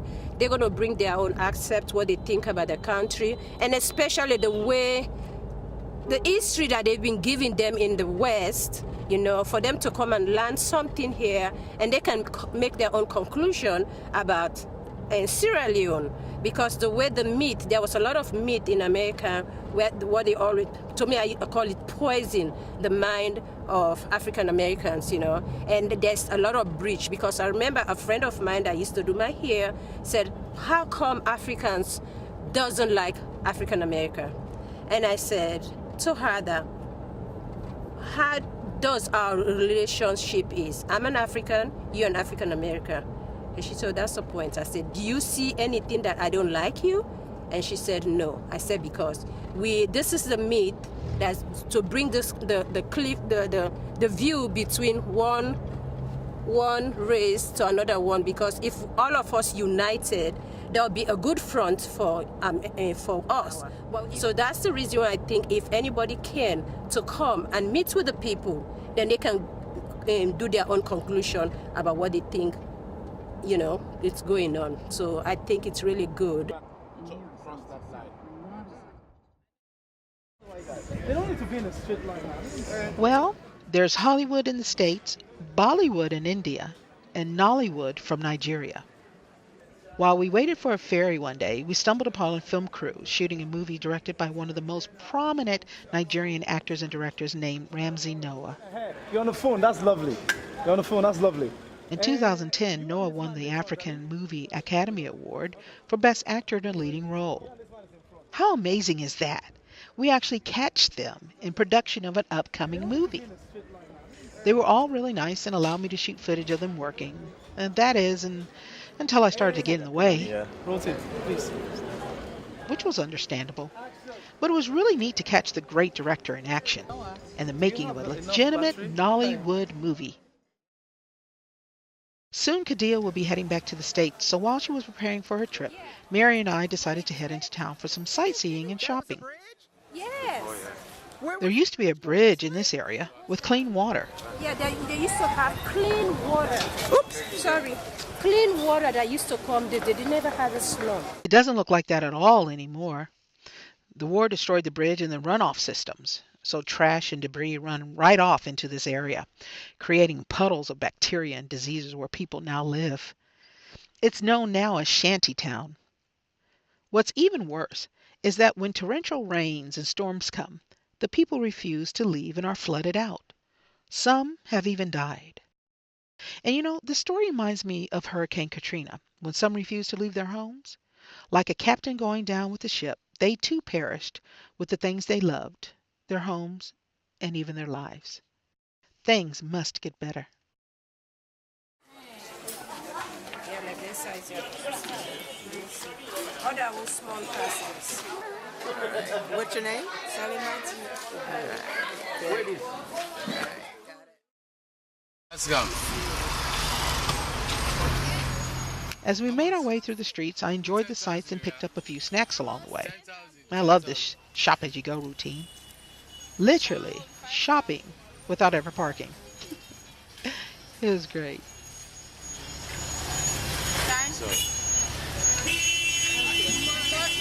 Yeah, they come. Yeah. Thank you.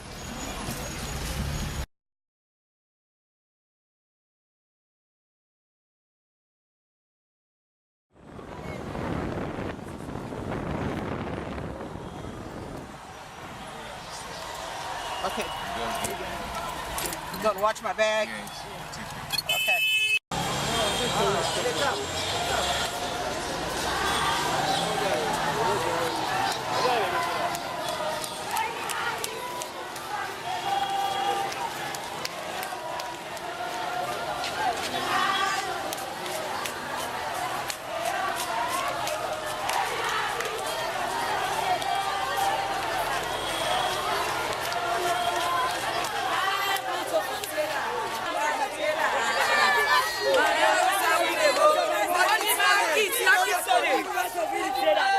They are saying that they just want to do business. They don't want to be prostitutes. They're not educated, and they only have their business knowledge. Without entrepreneurship in a poor country, I wonder, what are the options? This is a serious problem. So the women have to not only move from the streets, but they must find another way to make a living. The forecast for this type of future can be dismal for women of a certain age. The older ones can't go back to school. Some of the younger ones can't afford to go to school. But they all must find a new way of making a living. The streets are the busiest places in Freetown, a roadway of trade and commerce. So if the women were to move, where would they go? Where could they go to have the consistent foot traffic, people traffic, or traffic in general to sell their goods?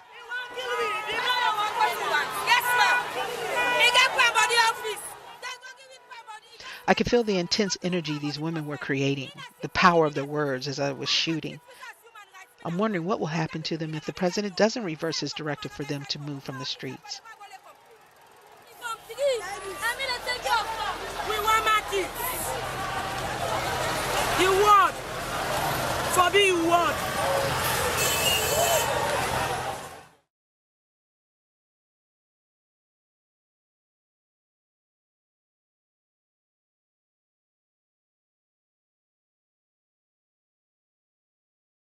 So if they take away the market, so if they take away the market, then they're saying they may have to prostitute themselves? No, they're just saying that they don't want to be that way. That's why they want to be self-sufficient because they're not educated to have a government job and other educative jobs. What they have is their business knowledge to sell and to make ends meet.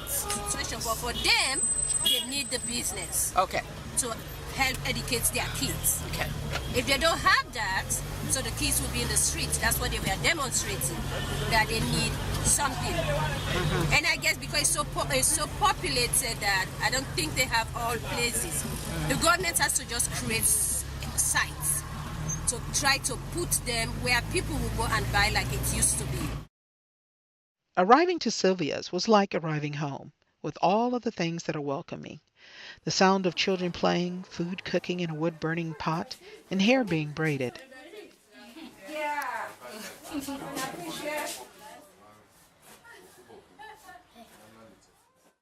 Later that night, I spent some time with Mary's niece, Christiana.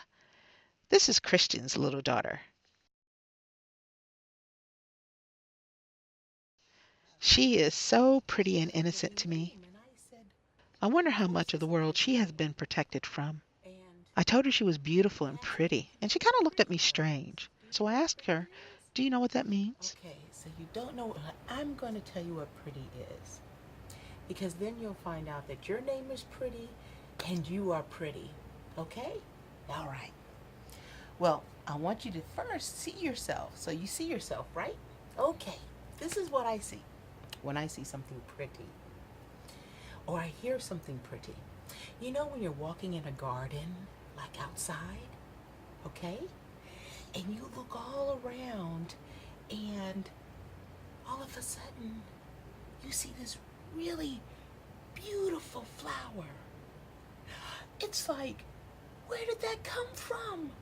I have to pluck it and take it with me because it's so pretty. It's yellow or white or red. It's beautiful. Do you know what beautiful is? Okay. Beautiful and pretty are the same thing. Okay? So, when I hear your name, which is, I say, what a pretty name. Now you know what that means, right? It means beautiful, right? And when I see you, just like, look, that's you right there, I say, oh, isn't she pretty? Isn't she beautiful? Oh, you're so welcome. So then now you know what it means. Okay? It's a good thing, right? All right. Very good, very good, very good. Okay. So you see yourself? Wave. Say bye-bye. Say, I'm beautiful. And say, I'm pretty. Yay. Very good. Very pretty.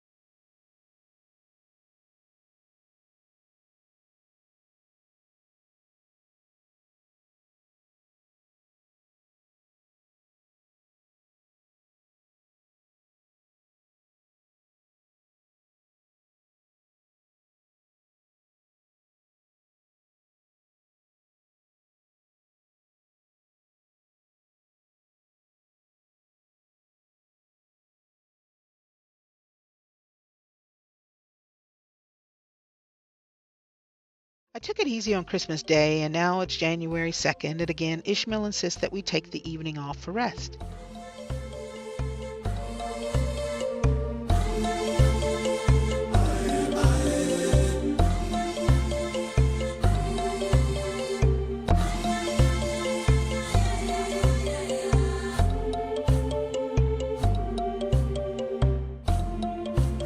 It's been great. Guess what? We're 17 years old tonight and we're going out to the club to dance. Yeah. So wish us luck. Maybe I'll talk to you later. Maybe, if I'm awake.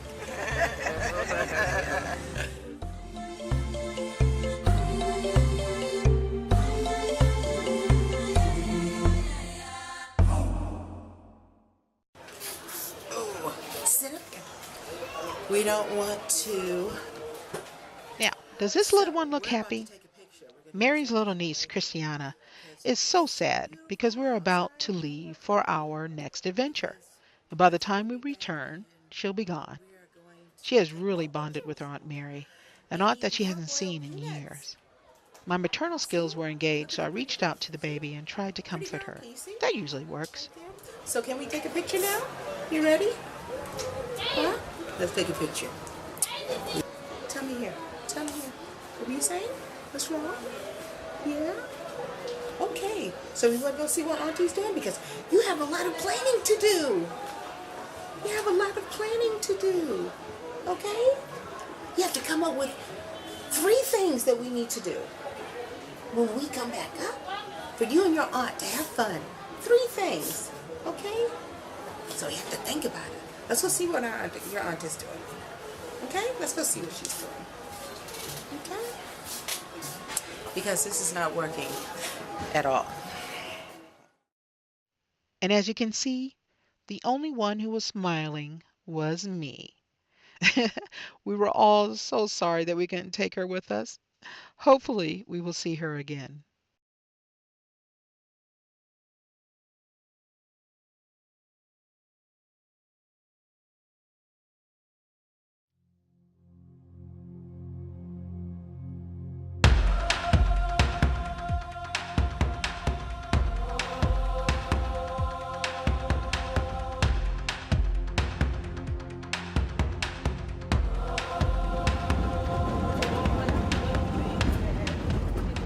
As we began our long journey, I began to soak in my surroundings.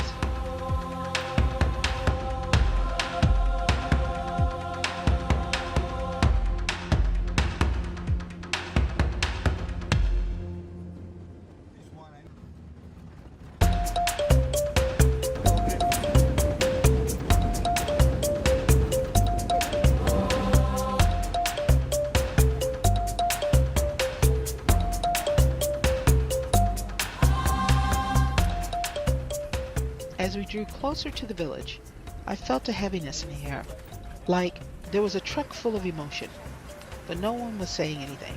We were just riding, but the closer we got to the village, the more intense this feeling became. There was a few light conversations here and there, but for the most part, no one really spoke.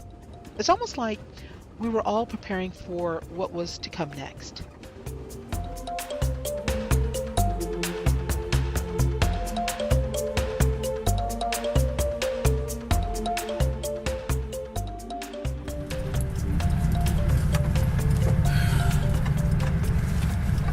I just want to say at this very moment, I'm feeling a little overwhelmed. You'll be okay. As usual, everyone was very comforting to me. Even though they didn't quite know or understand what I was feeling, they still were very empathetic and compassionate.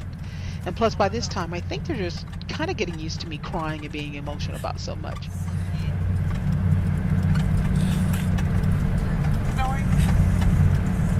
Feeling that some people are about to welcome me back home, as they've been doing the whole time I've been here. I feel almost like I don't deserve it, but I feel welcome and warm and special, and it's just hard to capture into words what this moment actually feels the closer I get to it, where Africans are welcoming an African American back home.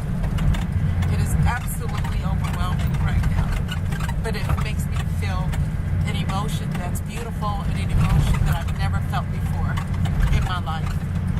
That's why I can't find the words. There are no words to describe this feeling, but I wanted you to know how I was feeling at this moment.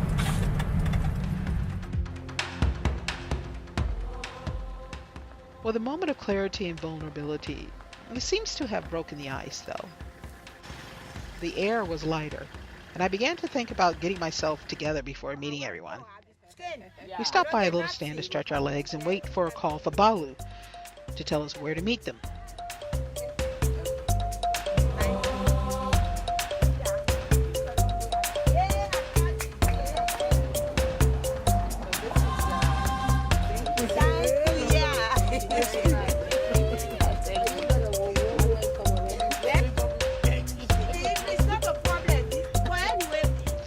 After some light refreshments of peanuts and soda, we got the word and began heading towards the meeting spot.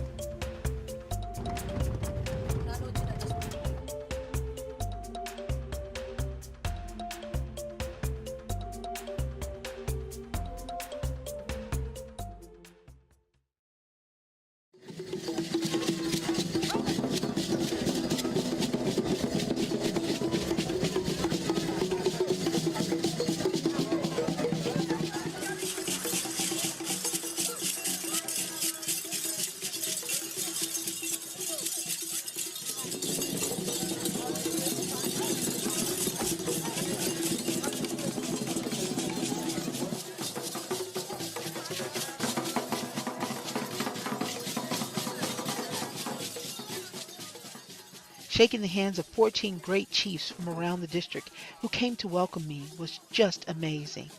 The handshake was a little familiar, a gesture we do in America.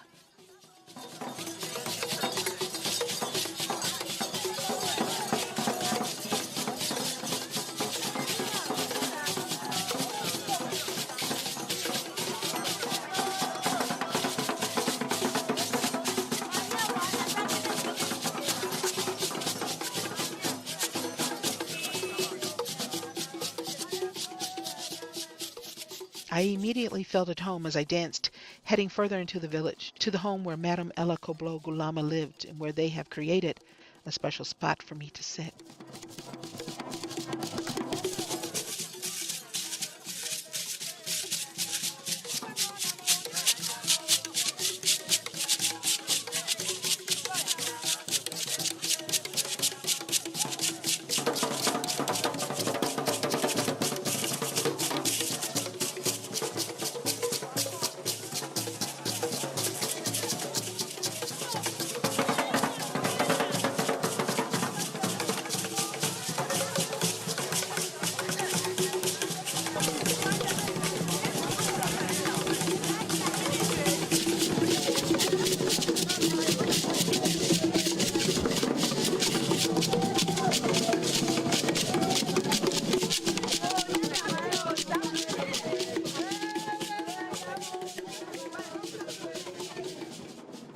We finally made it to the home where I was told to sit in a particular chair. I sat there just for a few moments until everyone was gathered around me, and then I was asked to accompany Chief Momo Gulama inside of the home. He presented me with a gift. I was told that 14 chiefs, each representing a chiefdom in the district, were there to welcome me. So as a gift, and as a custom, I was asked to change into an outfit that had been made for me by hand to properly greet them. I was delighted. I was also worried about what kind of outfit that was wrapped into this little itty-bitty package this 5'9" former basketball player, all-around athlete was supposed to fit in. When I opened the package, though, the beauty of the fabric and vibrant color was just absolutely magnificent. Next, the important and precise wrapping of the headdress. Balu had the honor of doing this for me. There was a specific way to wrap and tie it so that the crown was positioned just right on my head. Although I think my head is a little on the big side, this part was easy. I loved getting so spoiled with so much attention. And voila, I felt like a queen. Okay, well, here I am.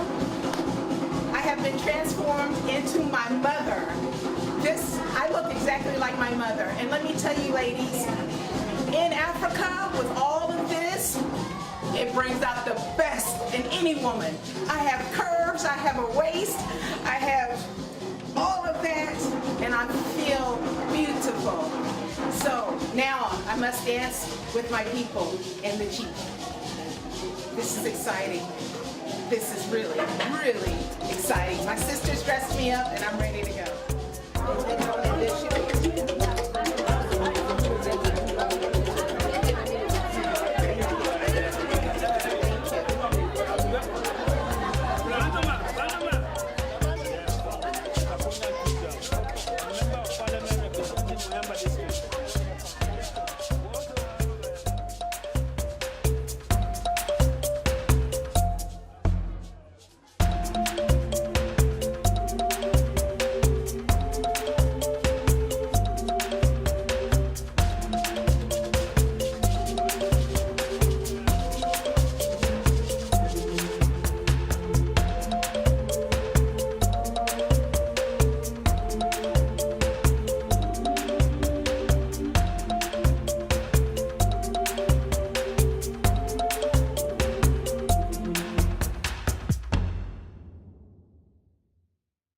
Exceptional, very exceptional. She was elected twice. She was elected on the throne unnecessarily. But later, the people said, that is our chief. They re-elected her. She's the only one I know that has been elected twice in the Moyamba district. through the profile of Madame Ella Koblobla. She started like a child, and gradually, all her life are in that small book.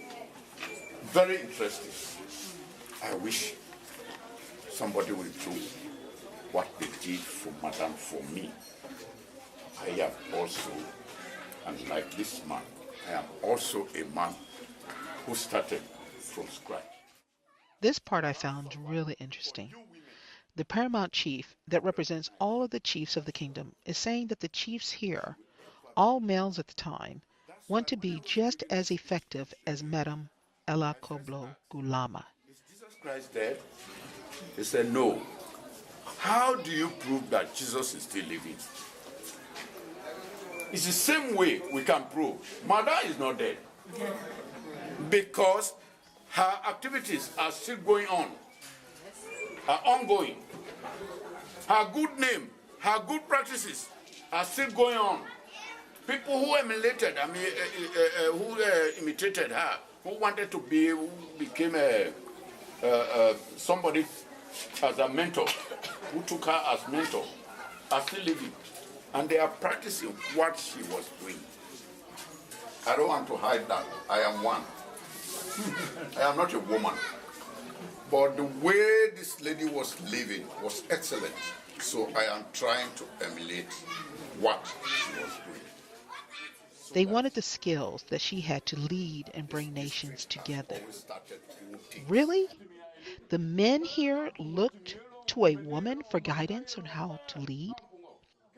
In America, we would say that these are men who definitely feel comfortable within their own masculinity. It didn't matter that she was a female. She was a leader, a chief, someone who led a life that could be emulated. Wow. When was the last time you heard something like this? Where a male leader felt comfortable and confident enough to look past the gender and sex of a leader and focused on their leadership characteristics. Amazing. By tracing, you get to know each other. So feel very comfortable. You are at home. I do, thank you. Very comfortable. You are very welcome. Thank you. Don't feel anything.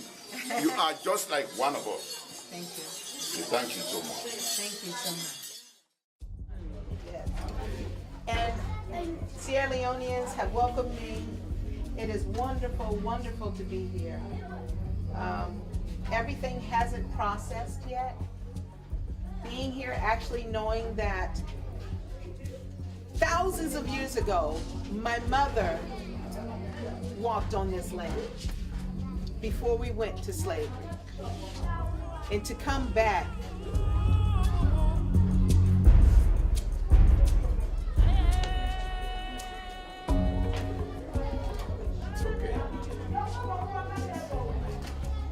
is the way it should be. So that in America, what we've learned, what we fought for, we can bring back and help our people. So I thank you, and I thank God for allowing me to come. Thank you very much. What a grateful moment in my life. A precious moment that will never be repeated. Hopefully, there will be other visits and moments, but I will never have this precise moment again. A moment I will never forget. I also won't forget another language lesson. Chief Ode Momo Gulama was attempting to teach me Mindi.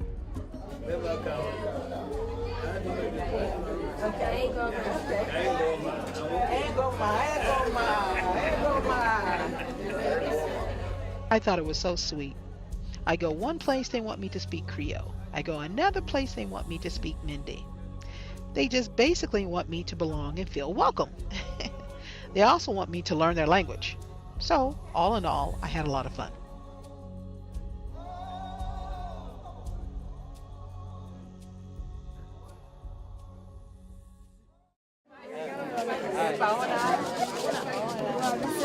My Boy Buse. Say boy Buse. Boy Buse. Boy Buse. Get to touch you. That's good. That's good.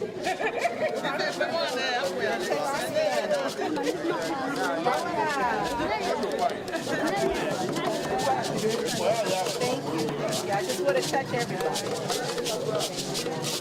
Take you with me. Take you with me. Thank you. Thank you. It's good to be here.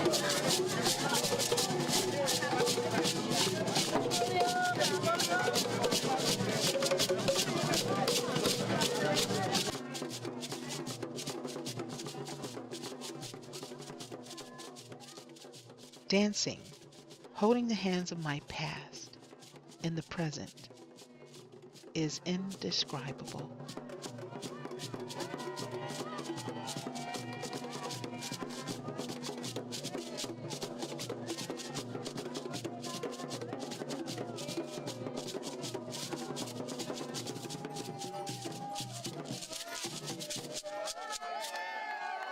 As the festivities simmered, we sat down to eat a meal that had been specially prepared for us: chicken, beef, greens, and rice.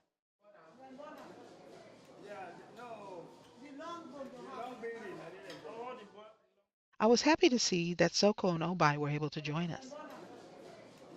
Following our meals, the chief wanted to give me a quick tour of the village and surrounding areas. Oh, I also must say I received my Mende name, Maganda. Maganda. Isn't that beautiful? It means a rebirth, being made anew. Soko actually chose the name for me, and it was agreed upon by Obai. And he chose this name because he believes that I am being brought back into a new life, born again. I am home. And so, from that point on, everyone in the village called me Maganda. Within a few yards of the house are the burial grounds of their grandmother Lucy Gulama and her father, who was a chief as well. We stopped for a moment to pay our respects. It was nice walking through the villages, learning history as we spoke quietly along the way. Then suddenly I heard what sounded like a parade. Wow, what was this? These are Temne people, the sister tribe of the Mende, and obviously they were celebrating something special. I couldn't make out everything they were saying, but I did understand one word in English. Finally. Finally. The chief seemed to burst with joy as he grabbed my hand and led me into the center of the crowd. I was swept up in the excitement and celebration as we moved to the motion of the crowd and the beat of the drums and the chants.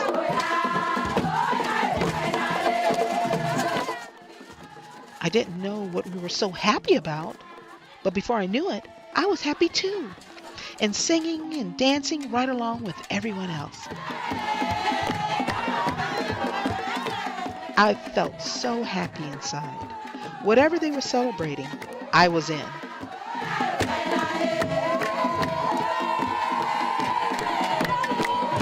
When we finally came to a bend in the road, the chief silenced everyone to make an announcement. He wanted to introduce me to everyone and tell them why I was there. He said that we were all connected.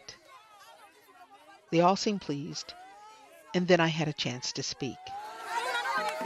And with each word, I knew I had extended my family. Sisters. My mothers came from here.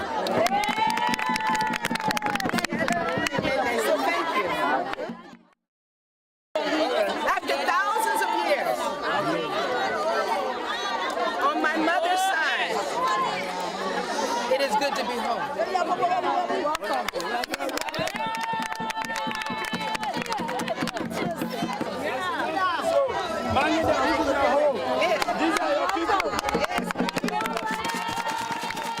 Another declaration, they have received me.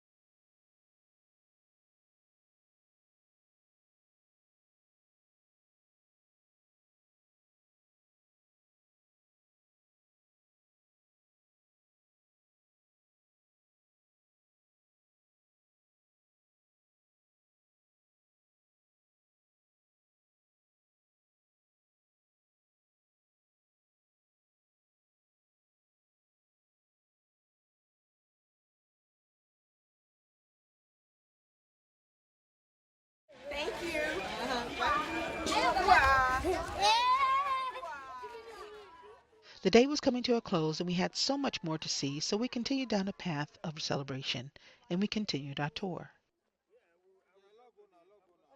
We stopped and paid honor to another Mende chiefess named Mamie Yoko. She was said to be extremely tough and courageous.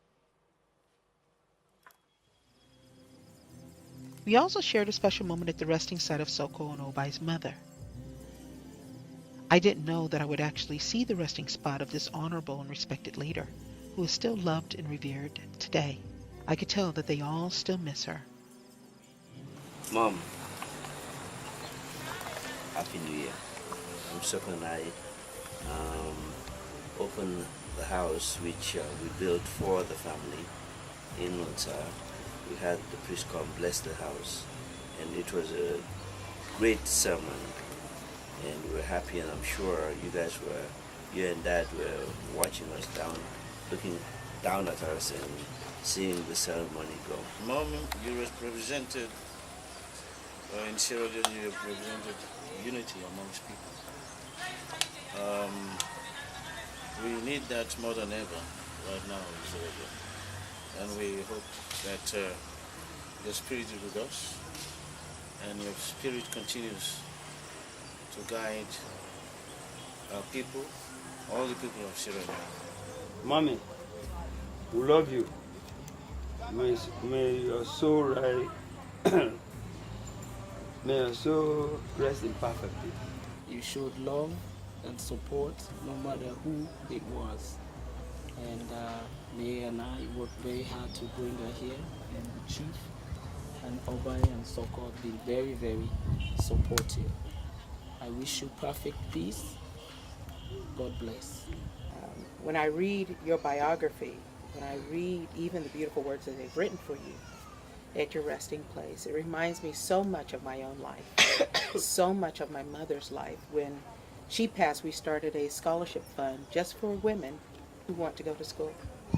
And she reminds her spirit is so much like yours, and I'm so much like her. So it was not an accident that I found and felt a connection with you, and that of all the places that I wanted to go, I told Kadia and Mary that I wanted to come here. I wanted to know you. I wanted to meet your sons and your people and the chiefs and all of them, because I truly believe that God does not make mistakes. And I truly believe that this is destiny. I want to thank you for all the beautiful and wonderful things that you've done for this world. And I hope and pray. And I want to thank you right now for your blessing, for everything else that we're about to do and continue to do in your honor and in your name. And may we keep it raised where it belongs. May you rest in peace. God bless you. Tell my mother I said hello. And we shall see you another time. Thank you. Unless you're with your brothers and sisters. Yes. Don't say no blood. Oh, her voice. Thank you so very much. Thank you.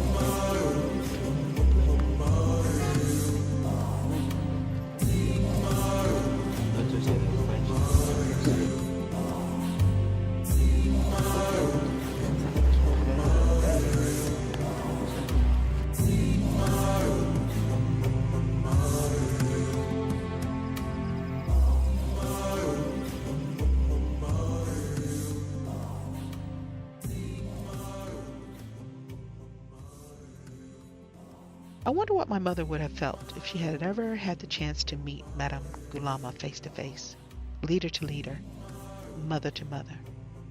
If this occurred, I truly believe that my mother's life would have been changed forever, in a good way.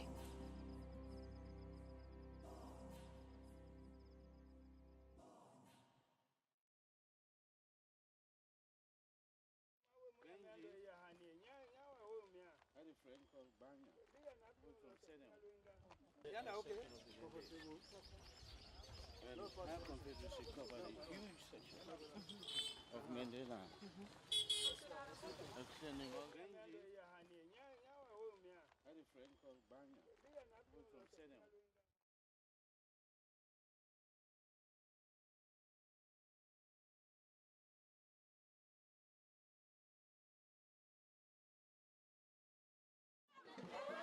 How could I be so happy during a celebration of something that is viewed and framed as a form of mutilation in America?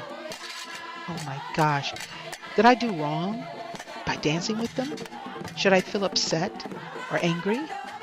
Am I less of a feminist? All of these questions entered my mind, and I wasn't really sure what to think or how to feel. All that I knew was at that moment of dancing and celebrating, the happiness that I felt was real. And to be honest, again, if I was born and raised here and I went through the process, you can believe that at the very minimum, I would want a parade to welcome me when I came home as well.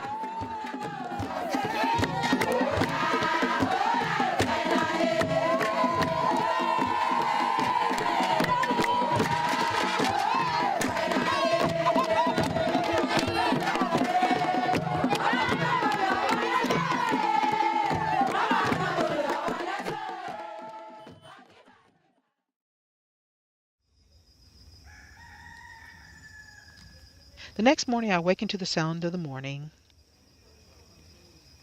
and someone sweeping. I made my way to the kitchen. There they were, the little ones preparing the kitchen for today's breakfast and guests. First thing in the morning, still quiet. This is what morning looks like and sounds like in Moyamba.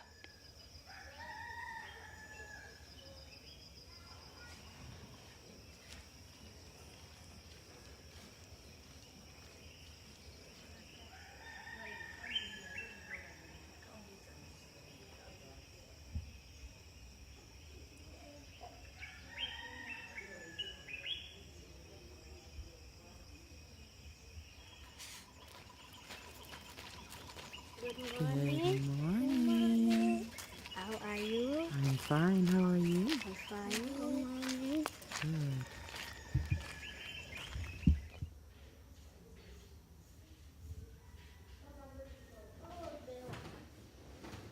Brenda came into our room, as she does every morning, to check on us and see if we needed anything.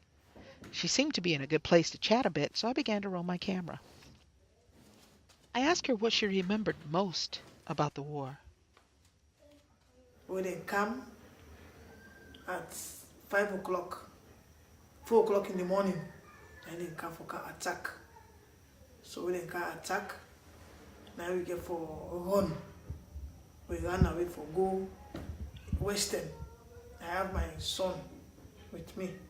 So we run away, we go and find a shelter. They kill people, a lot of people die, cut their hands. So a lot of people go away from this war. So yesterday, the memory of the war, January 6th. So a lot of people died. People lost their properties and ran away. So our families, some of them go. So now the war is not easy. It's not easy. Soldiers fighting with different languages. Yes, a lot of people died. So it is not easy. It's not easy. If you don't have money, we die here. Some we have money, go to another country to save their lives. So we thank God. We did, nothing wrong with we. So we thank God for that. So, but it not be easy. So we say thanks to God for everything. We God make we day back again. We dey pray that nothing will happen again to we this time. How old was your son when the war broke out? How old was he? 1 year, 8 months. Yes. So how did you run away with a child that small? I put it on my back. Me and his father went to Mrs. Jalo's house to go and rescue our lives. They kill a lot of people. Did you see people being killed on your? Yes, as you were on the running? floor, on the streets. burning cars. Burning cars, a lot of people died, lost properties. Yes. So how, but you know, you thank God for everything now. Yes, I thank God because I'm here now, talking with you, so I'm happy. Yes. I hope we met back another time. I will. Yes. Aunt Sylvia was also part. She saw the war. Yeah. Oh, in his house. I want to call her. Let her come and talk to you. Okay. Let me call her. It started as far back as 1993. It was started because I remember my brother, he went to Liberia, you know, when they started their own war. Yes. So when he came back in 93, then he was sent to Kailan, Daru. Yes, he was heading a troop. So he went to Daru. They were sort of trying to fight the rebels back. So, in fact, he was killed that very year. He was killed that very year, you know. So, in fact, we didn't tell our father because it was too pathetic. Our father was old and we didn't want him to know. I nearly died that time, you know, because trying to hide something from your parents, you know, it was so difficult for me. But we overcame it. We left the country. We went to Putloko to my mom. When we went there, we stayed there for 2 nights. The war was then, it was intensifying. So we went there, we stayed there for 2 months, and then we decided to go to Guinea. I went with my children. I left my husband in town here. So we went to Guinea in 1996. And we stayed there for about 2 years. We stayed in Guinea. When they came, you know, they started firing shots. In fact, by the stadium, the rebels were there then. You know, they started firing shots. And we didn't know what to do. So we all just stayed. We wanted to go out, but we stayed at home because there was nowhere to go.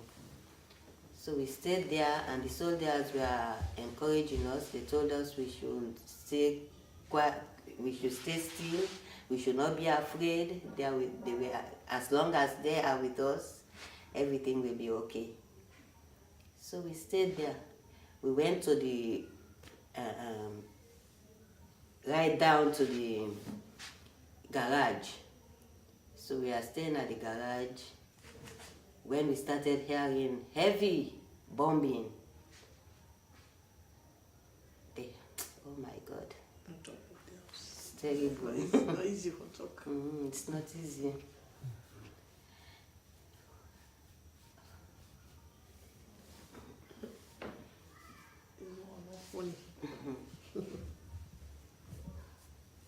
I don't know how to say.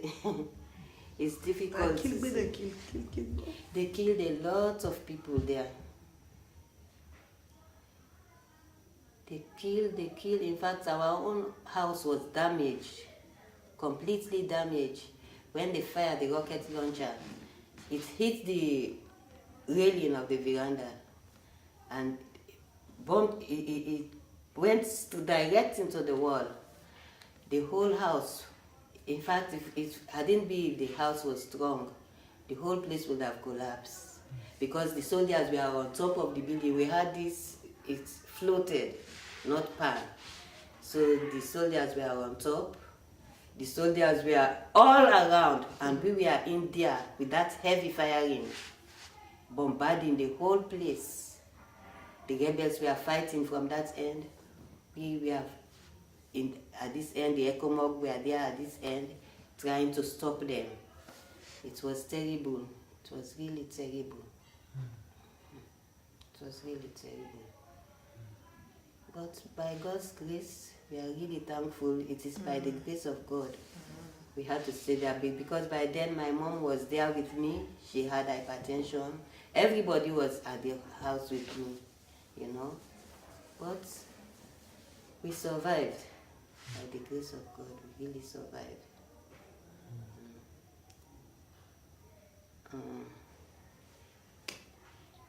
It continued for many days.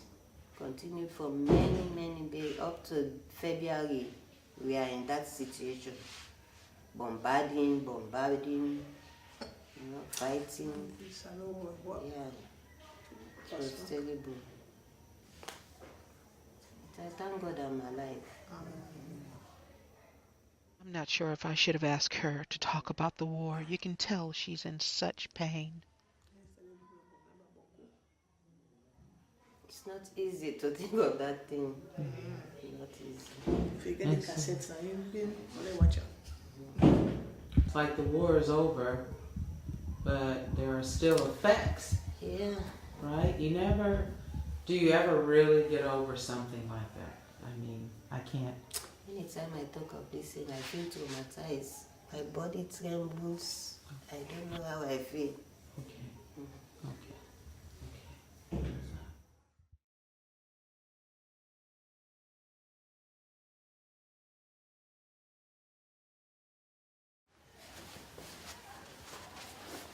This is where you got your high blood pressure, you said?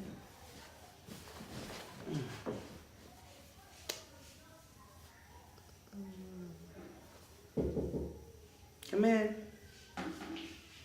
Come in. Yeah. Yes, thank you.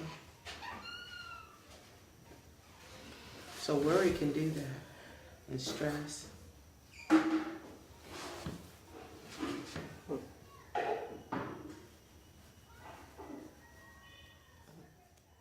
We sit in silence. I'm trying to help her recover, trying to get her blood pressure down that has now risen, just like the terrible memories I have asked her to speak about. I don't know if you want to remember that time. Praise God. Well, thank you for talking about it. I think that it's important for people to understand how bad things were, so that perhaps we won't do it again. You know, a lot of people died and suffered and are still suffering today. You know, all over the world we have to find different ways of solving our problems other than war. But you're alive today, thank God, praise God. You're alive today for a reason. You're alive today for a reason. You're alive to tell your story this one time. You're alive to help somebody else. Give us a beautiful place to stay when we come from America that will hopefully bring some wonderful changes. And when you come to America, I think you're going to North Carolina to see each other. But, you know, thank God, you live for a reason. You live for a reason. God doesn't make mistakes. You know, you live for a reason. But it is not right. And it is not fair. And it is not good. So whatever the reason, God gives us salvation.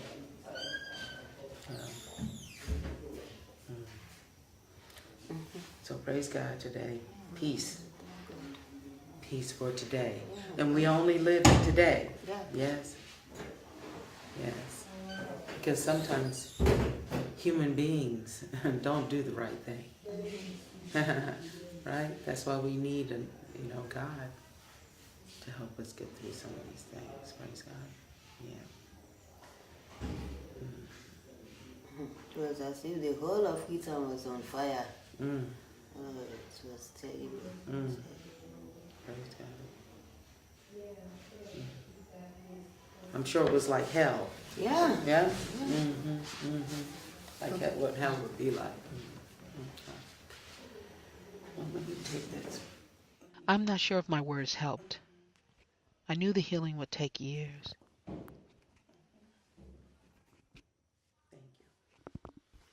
As she wipes her eyes, I continue to console her.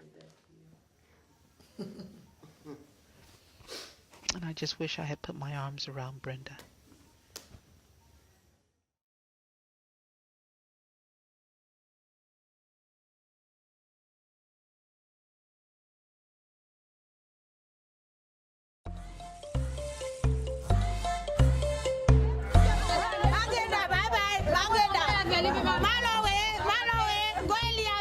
So long to you too, my friends and family.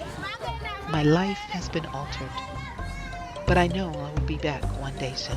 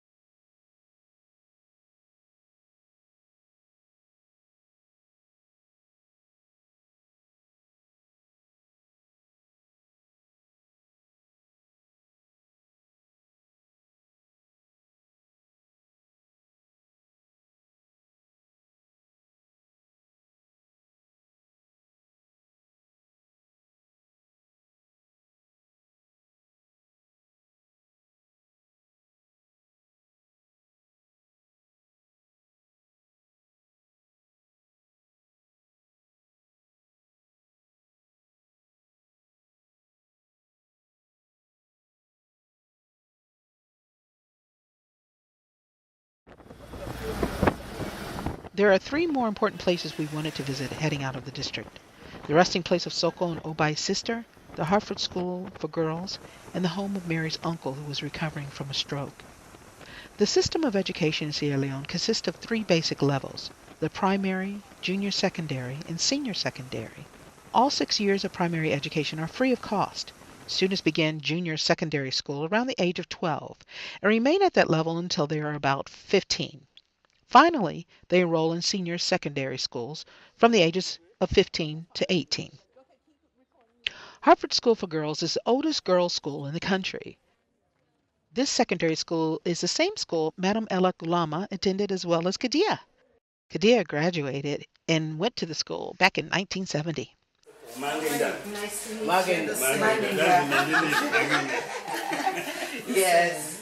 So nice to meet you. Wonderful, wonderful. Yes. I study The principal of the school, who is also Chief Momo's niece, warmly greeted us.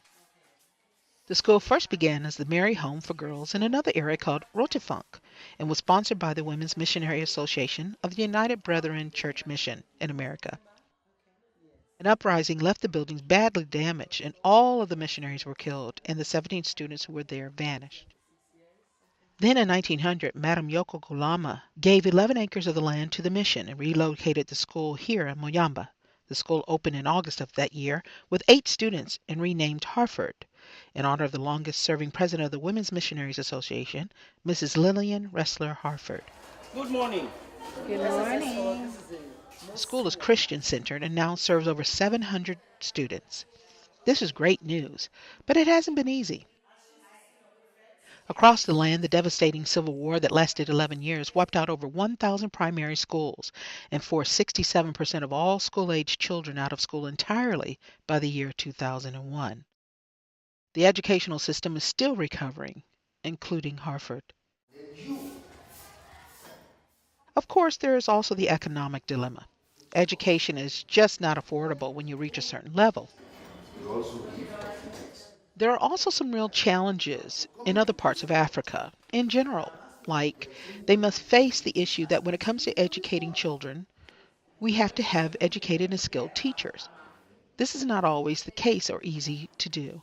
Poor sanitation problems, natural disasters and illnesses, and living in war zones. All of these create problems and obstacles and challenges to receiving an education. She wants to be a journalist. Correct. She wants to be a journalist. Do you have a pen? With all of these challenges located just outside of the school's yard, inside, the students, the principal, teachers, and members of the Peace Corps appear upbeat, excited, positive, and eager to learn. Lydia teaches French, and Hawa, which is your English name? Nicole, is a Peace Corps. Right? Part of the Peace Corps. And she teaches English. Okay, so this is wonderful. So as you can see, it's a wonderful way for all nationalities and races and ethnicities to join together for a wonderful, wonderful cause. And this is proof right here at Hartford School for Girls. I truly believe they all have what it takes to face the tough times ahead.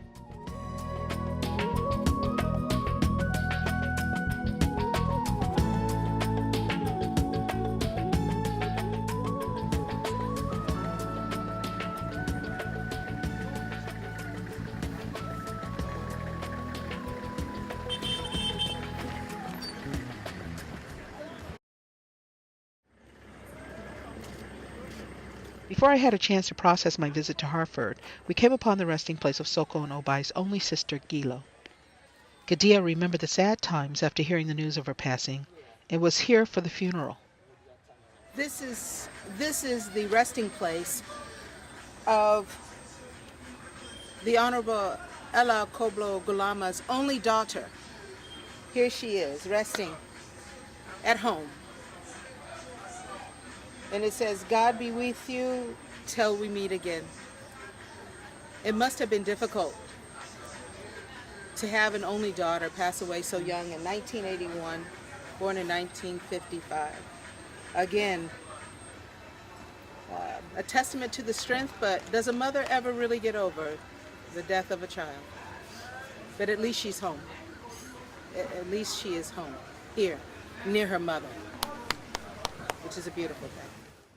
Just like with the passing of Paramount Chief Ella Gulama, it felt like the people here had not recovered from Gilo's death earlier. They are an emotional and compassionate people. The house here with the phone number written on the wall belongs to Mary's uncle Ernest and his wife Teresa. Her uncle is recovering from a stroke I instantly felt a pull to touch him, hug him, and pray for him. This was probably because I cared for my mother full-time for 4 years after she, too, had a stroke. Or maybe just simply compassion. I wanted to offer any encouragement or advice I could give to the family. Mary told me that before the stroke he was very active. Now he was quiet, but only on the inside. I could tell that he still had a lot of energy inside and was really frustrated that it was simply stuck inside of a body that would not do what he wanted. I worried about him being in somewhat of a desolate area and getting the proper care. All I could do was to try and show him how he could stay active by moving his limbs as much as possible. I also talked to him about staying positive, which is really asking a lot when your body has been damaged and just doesn't seem to want to listen. I left knowing that all I could do really was pray.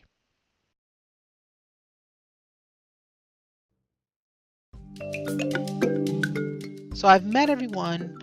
I've seen everything I could have possibly seen within the time period that I've had, and I'm leaving to head back to the States the day after tomorrow. I still haven't seen the one place that everyone says is a must. The last place many Africans lived their last days of freedom before heading into slavery. Bunce Island, also known as Bance Island, Bence Island with a C, and Bence Island spelled with an S. Bunce Island is a site of an 18th century British slave castle or trading site located in the Sierra Leone River.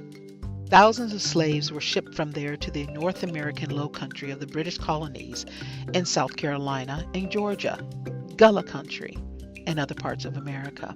The knowledge of this island became extremely popular thanks to the dedication and work of anthropologist Joseph Opala. Through his research, the connection was made between the Gullah people, Bunce Island, and Sierra Leoneans.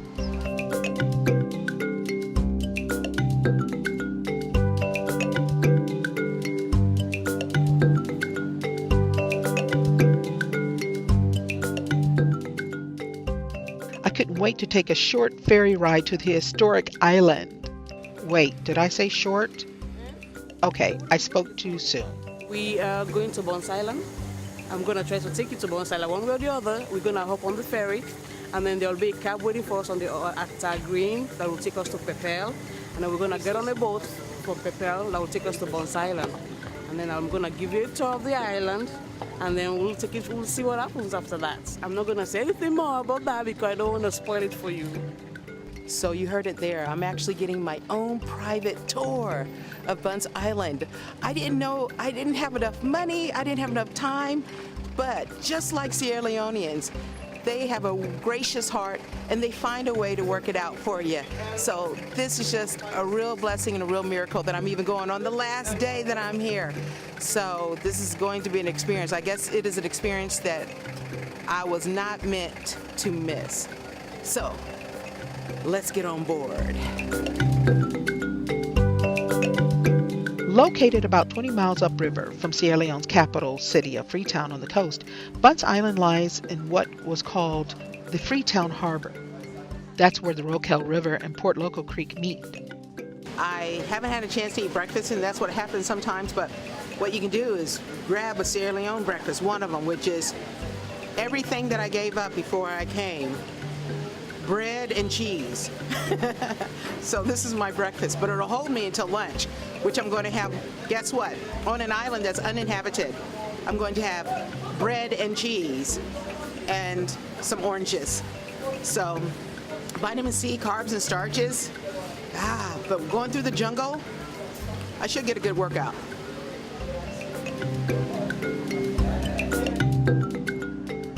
Although it's a small island, only a little over 1,600 feet long and 350 feet wide, it's perfectly and strategically positioned in a way that limits the navigation of ocean-going ships in Africa's largest natural harbor, making it an ideal base for slave traders.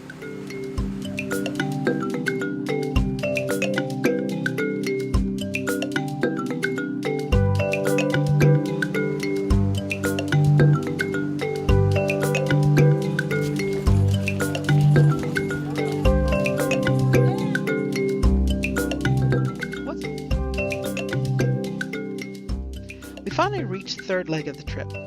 We are at Pepel, which is the closest town to Bones Island. But way back when slave trade was going on, this was called the North Shore or the Bullum Shore. And this was where the landlord resided that rented Bones Island and the surrounding islands to the slave traders. So, it is now a built-up mining town. But way back there wasn't a town; it was just a little settlement where the chief lived. It was called a king then. The king's name was by Adam at that time. By Sama. I'm sorry. The landlord's name was by Sama, that lived on the North Shore at that time. So we're looking across the water.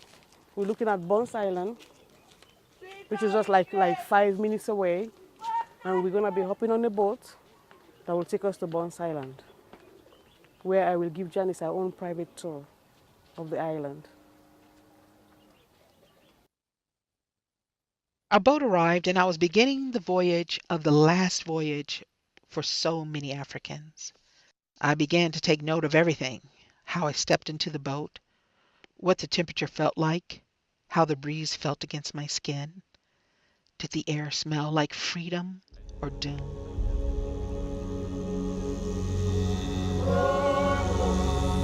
So it's this small island that we're about to head to that you see right in front of me, that is Bunce Island.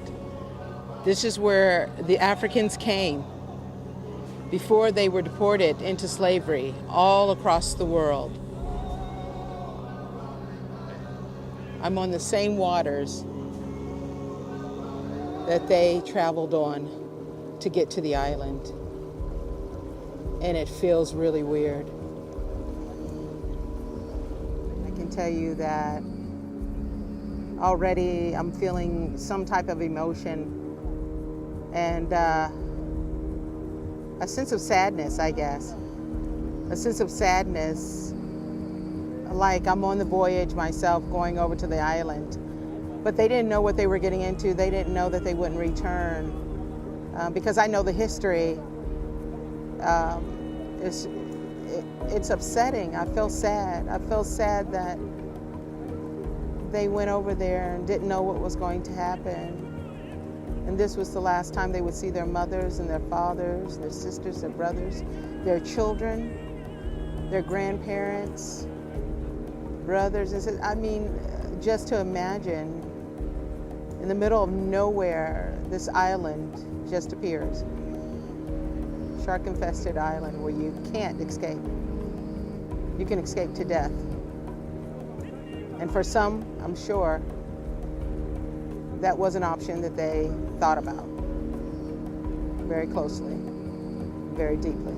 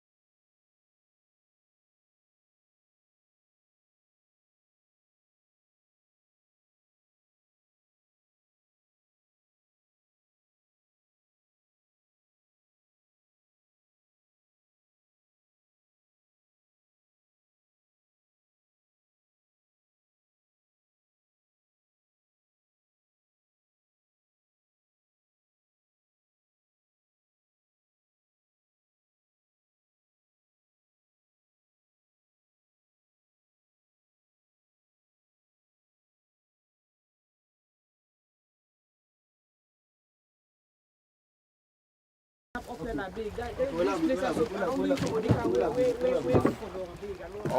now the one we be step family. Okay. Sauri. Yes, sir. How the money? Me na this money no see the kind.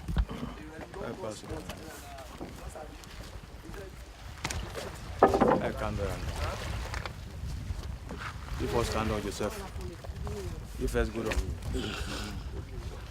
Jump. Oh. Thank you. Yeah. Hello? Okay. Who's sick?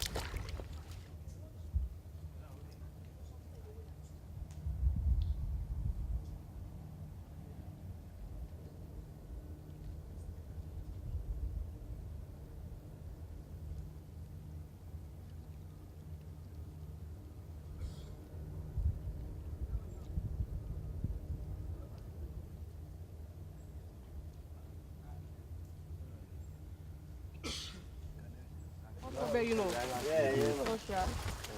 Spider, you came back die.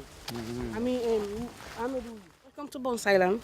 We are sitting on the beach on the downriver side of Bones Island. This is one of 40 forts that the British operated along the West African coast. We are actually at the upriver side of the Sierra Leone Harbour, and this is the largest natural harbour in Africa, the third largest in the world. Here, because it's at the limit of navigation, ocean-going vessels can only come this far upriver without getting grounded in the sand. And the reason that is important was because during its history, Bones Island was attacked by the French, by pirates, and by rival Afro-Portuguese. You know, so defense wasn't its primary concern, but it was a concern. With it be at the limit of navigation, it can only be attacked from this side, which gives the traders enough opportunity to escape from the shallow upriver side to a friendly African village where they will sit and wait out till the attackers have left, and then they will come back and rebuild their fort. This fort was burned down like in 5 or 6 times, and the ruins that we have now, we think might be the ruins of like the 5th or 7th fort that was built here. So each time the fort was attacked and burned down, the traders will flee upriver, and then after the attackers leave, they will come back and rebuild their fort. This is the trading area where the exchange took place.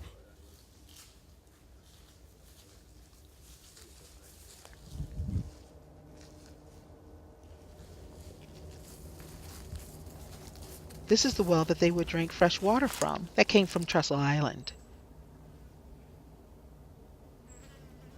And this is the walkway where the Africans would walk through and down the pathway onto slave ships.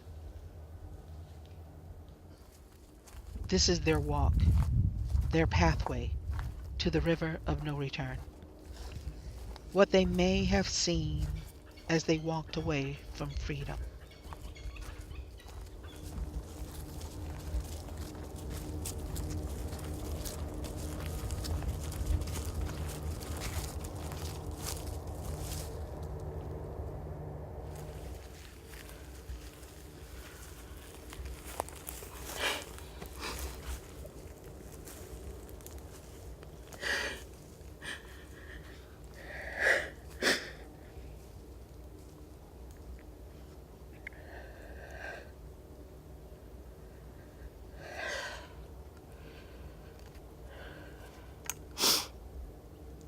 It's sad. That's what I feel, that it's very sad. I had no more words, and so we continued on. I could see how beneficial it was to choose this island as the central headquarters of the slave trade. The island is surrounded by water, so there were no sneak attacks, and the big ships could anchor out a ways into the water, take smaller boats to shore, choose their slaves, make the transaction, and then meet the slaves on all sides of the island, headed into an enslaved world. All of this took place on the small island. All of it. Unbelievable.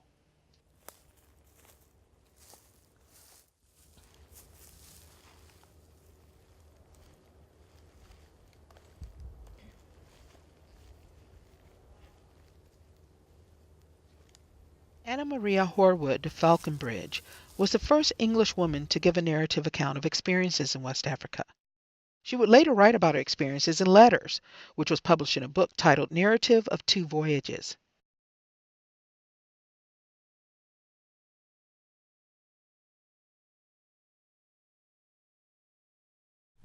Involuntarily, I strolled to one of the windows a little before dinner, without the smallest suspicion of what I was to see.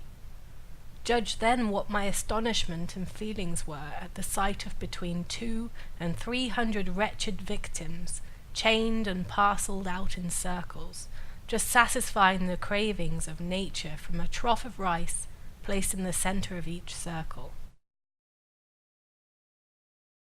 Offended modesty rebuked me with a blush for not hurrying my eyes from such disgusting scenes.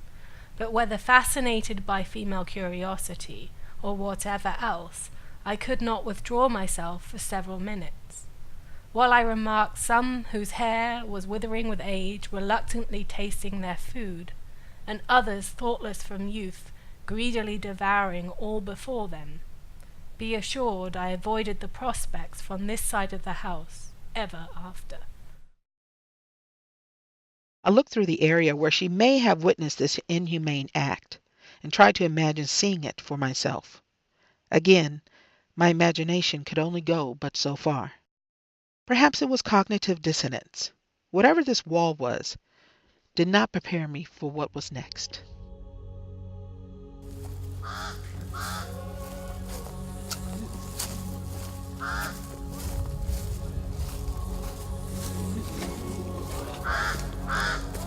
This is where the blacksmith shop was at. This is where the shackles were made.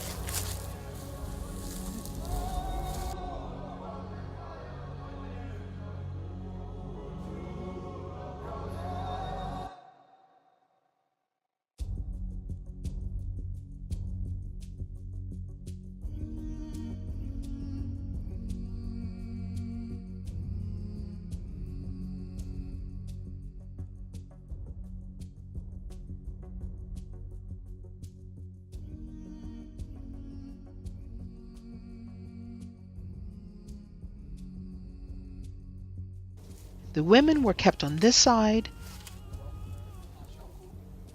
and the men were kept on this side.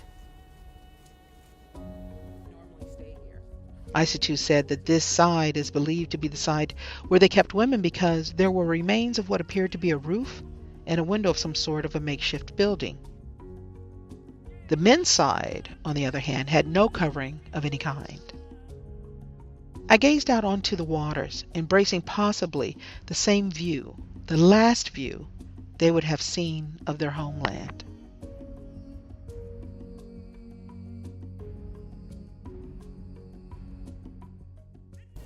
Okay, so after the slaves get here, they were examined like cattle. You know, their ear, teeth, nose, they were hit on the knees to make them jump, make sure they were able-bodied. And then they were then branded with the letters RACE, meaning Royal African Company of England, on one breast when they got here. And when they left to be put on board slave ships bound for the west, they were again branded with the letter S, denoting that they came from Sierra Leone, which was by that time spelled as just one word. And the slaves, seeing that they were being treated like cattle, they were being branded and they were being examined like cattle, they assumed that the white man was going to take them abroad and they were going to eat them, kill them and eat them. So they became very terrified and they developed a condition called the lethargy. They became catatonic and they did not respond to any external stimuli. They refused to eat or drink, and some of them died of this condition.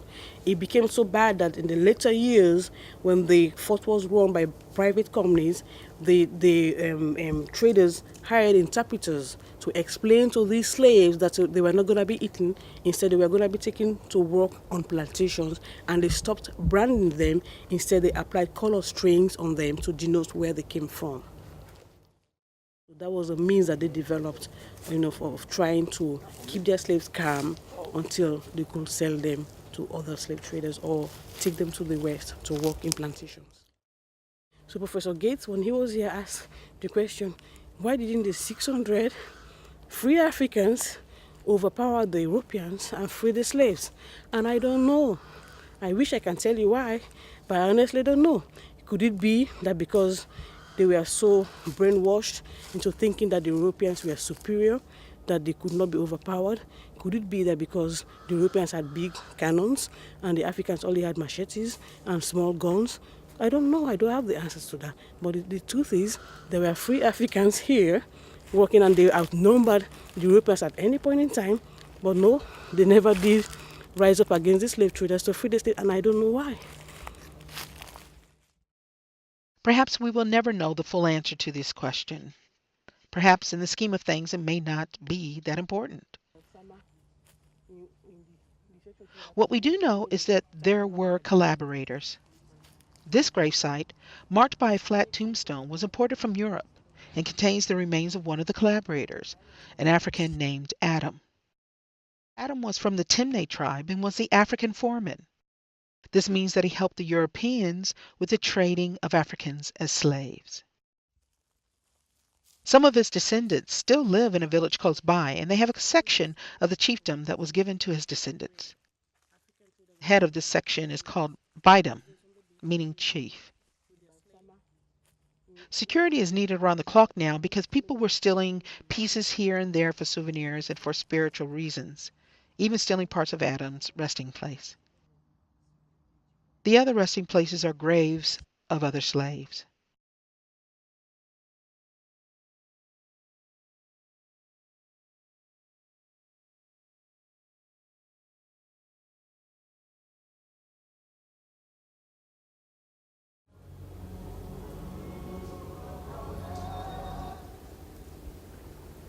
I'm trying to feel some type of presence or, I don't know, essence of something that may be connected to my ancestors, my mother's side ancestors, and knowing that she walked through that doorway,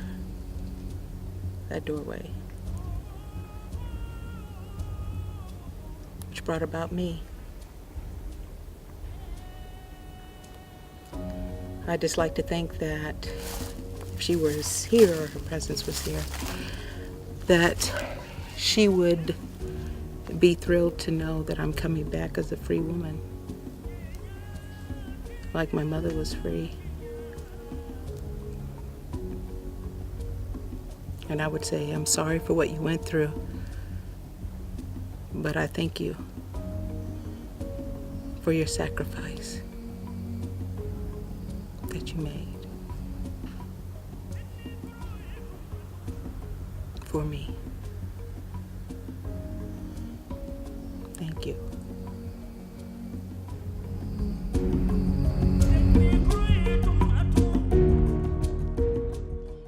I think of my other ancestors as I leave the island who never made it, never survived, and I think of my ancestral mother. She must have been a strong woman, spiritually, emotionally, and physically. She had to be. How else would she have survived? Any of them. Because of her willpower to live, she gave birth to a mother who gave birth to another and another until my great-grandmother, my grandmother, my mother, my sister, and myself were born. Amazing. I will never forget this trip, nor Isatu Smith, who, out of the goodness of her heart, her generosity, and her feeling that it was absolutely imperative that as an African American I visit Buns Island, made a dream come true for me. And I thank you.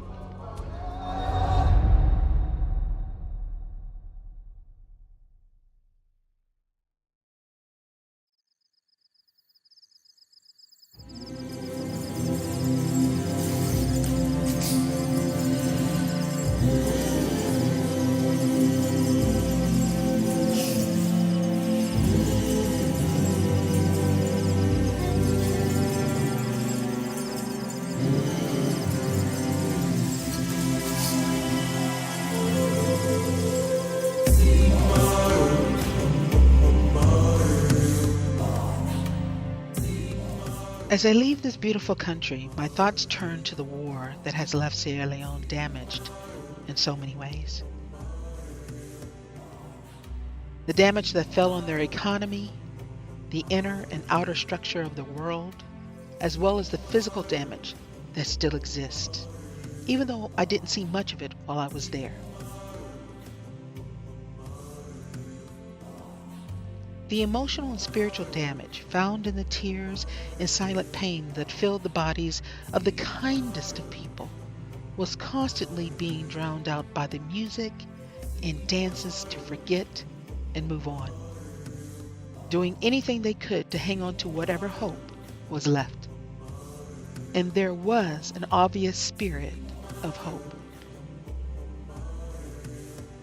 The hope that things will eventually get better. A hope that I believe connects directly to their survival. I hope, wish, and pray that things improve for Salone as well. And in their honor and the honor of my ancestors, in the future, when I dance, I'll dance in the spirit of hope and victory. When I pray, I'll pray in the spirit of hope and healing, wishing that all of their dreams come true for a better tomorrow.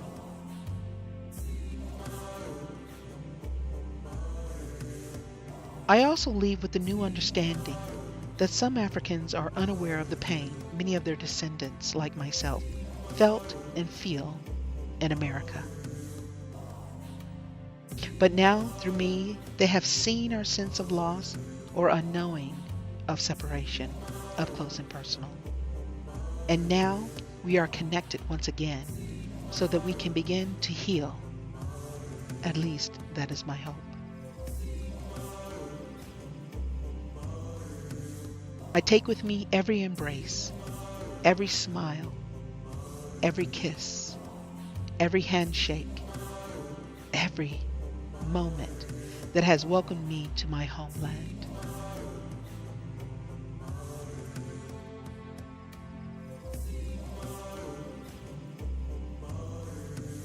The land of lioness mountains that are tall and broad and strong enough to kiss the sky and kiss me and my African American sisters and brothers across the lakes, seas, and oceans.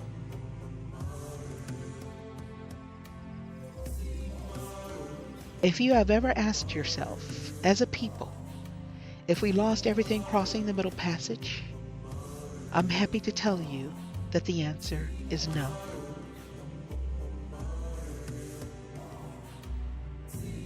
Who you are from the root still resides inside of you, in your dance, in your dress, your attitude, your speech, your music, your religion, your spirit, your soul, even in the little things you do and feel that had no home until now.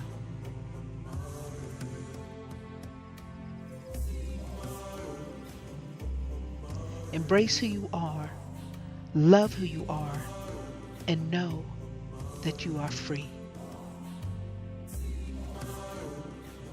I am free.